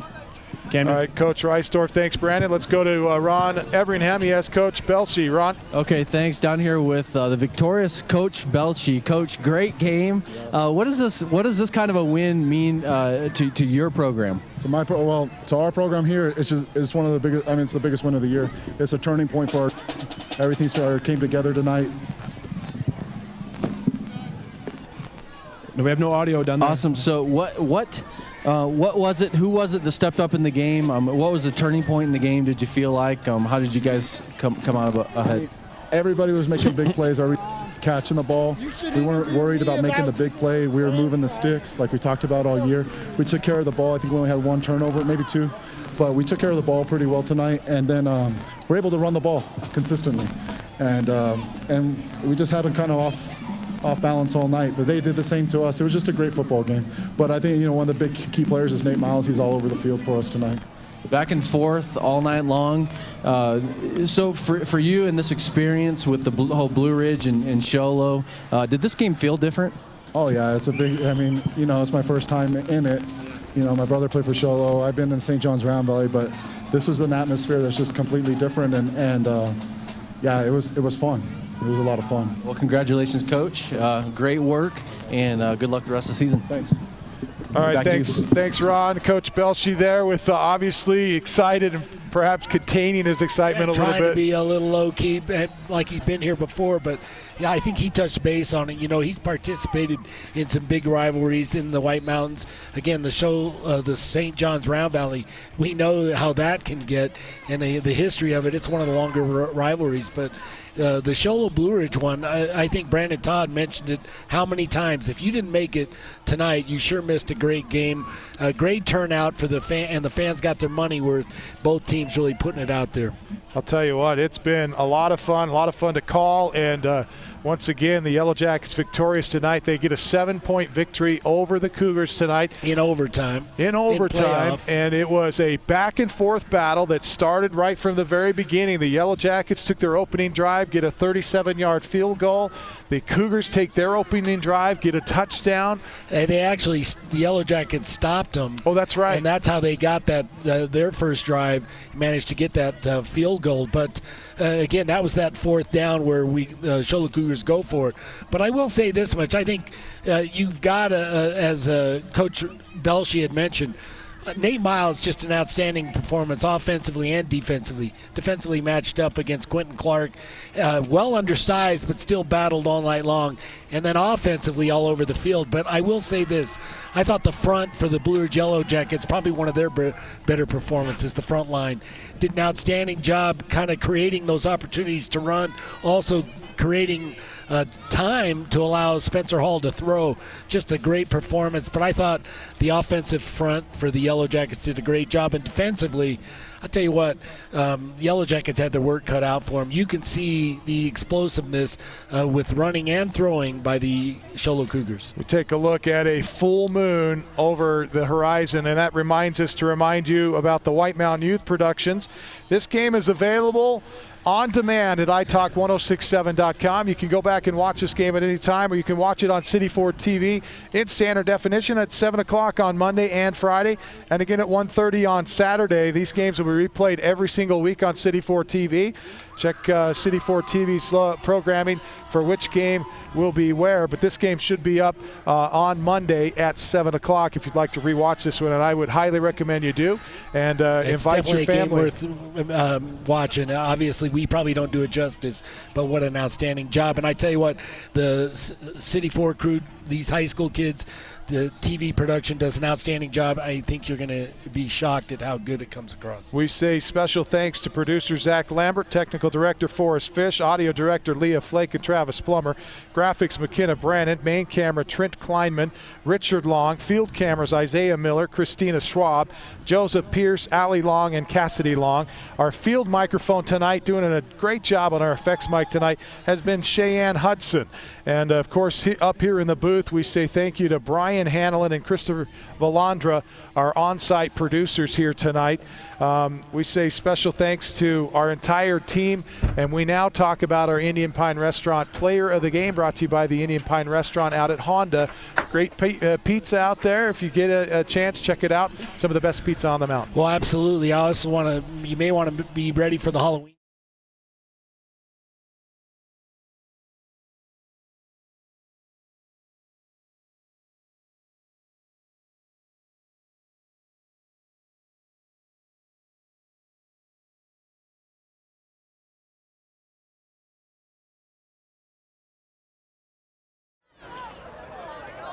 And when we talk about it, I think both sides, there's all kinds of play. I think Quentin Clark for the Show Low Cougars had an outstanding night. We saw him out there on the island, and again, when he gets the ball after the catch, he's got, I think, 165 yards receiving, but you can see him eat up ground. Big fella can sure move. But also we saw Brown defensively for the Show Low Cougars have an outstanding night. Only a sophomore. Big fella on the inside linebacker does a great job. That front, Willie Wyatt, another guy, 92 yards rushing, Willie Wyatt. So a lot of opportunity, or a lot of weapons for the Show Low Cougars. For the Blue Ridge Yellow Jackets, Spencer Hall, I thought he did a great job. 17 for 17 for 20, 10 for 10 in the second half. He had one interception in the first half that he wished he could have back, but other than that, I thought it by far one of his best performances. 195 yards in the air. Great job by Spencer Hall. Also, I thought Tristan Johnson did an outstanding job. You talk about, from a running perspective, he complements the skills of Nate Miles, 80 yards rushing, 2 touchdowns, just a physical guy that got after it. Nate Miles, though, I feel like is going to be our player of the game, our Indian Pine Restaurant player of the game. Outstanding performance by Nate Miles. 80 yards rushing for Nate Miles, 109 yards receiving. He's got great hands. He's a hard guy to find when he's got the ball. But also defensively out there playing against Quentin Clark. No quit. He got scored on, didn't give up, still manages to make some good stops. And you will not stop Quentin Clark, but you're going to try to minimize the impact. He did a great job. Absolutely. Nathan Miles, congratulations, our Indian Pine Restaurant player of the game. Time to look now inside the numbers to tell the true story in tonight's contest. We had really big numbers on both sides of the ball. The final score was 36-29, Blue Ridge by 7.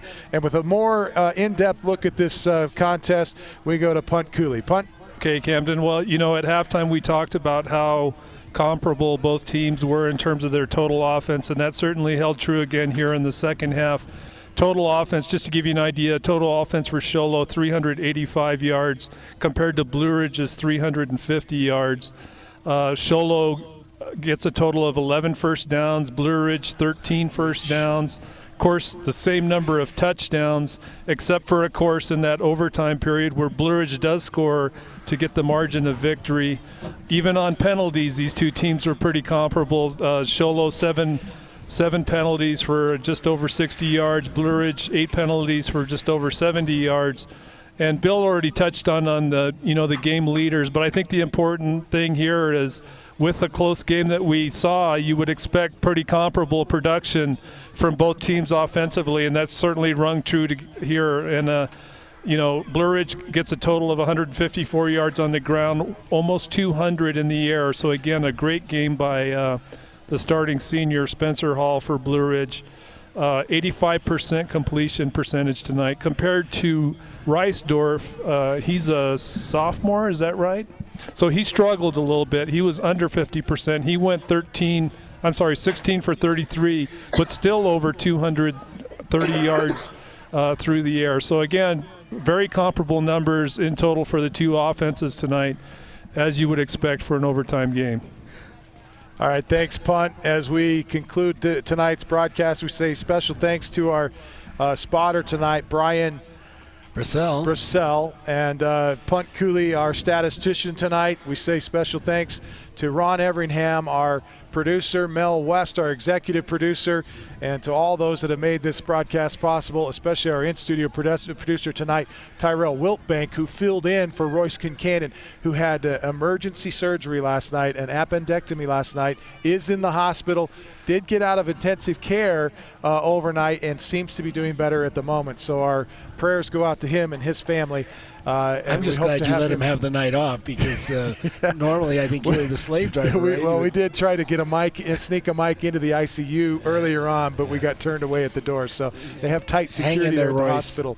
So, but we do hope that Royce Kincannon is able to come back and help us out next week. We certainly have our thoughts and prayers out to him and his family. Once again, the final score, Blue Ridge 36, Show Low 29. As Blue Ridge upsets the Show Low Cougars here on their home field here tonight. Don't forget, stay tuned. We've got big games coming up. There's still 4 games left in the regular season, and we'll have them for you here on iTalk 106.7 and worldwide on iTalk1067.com.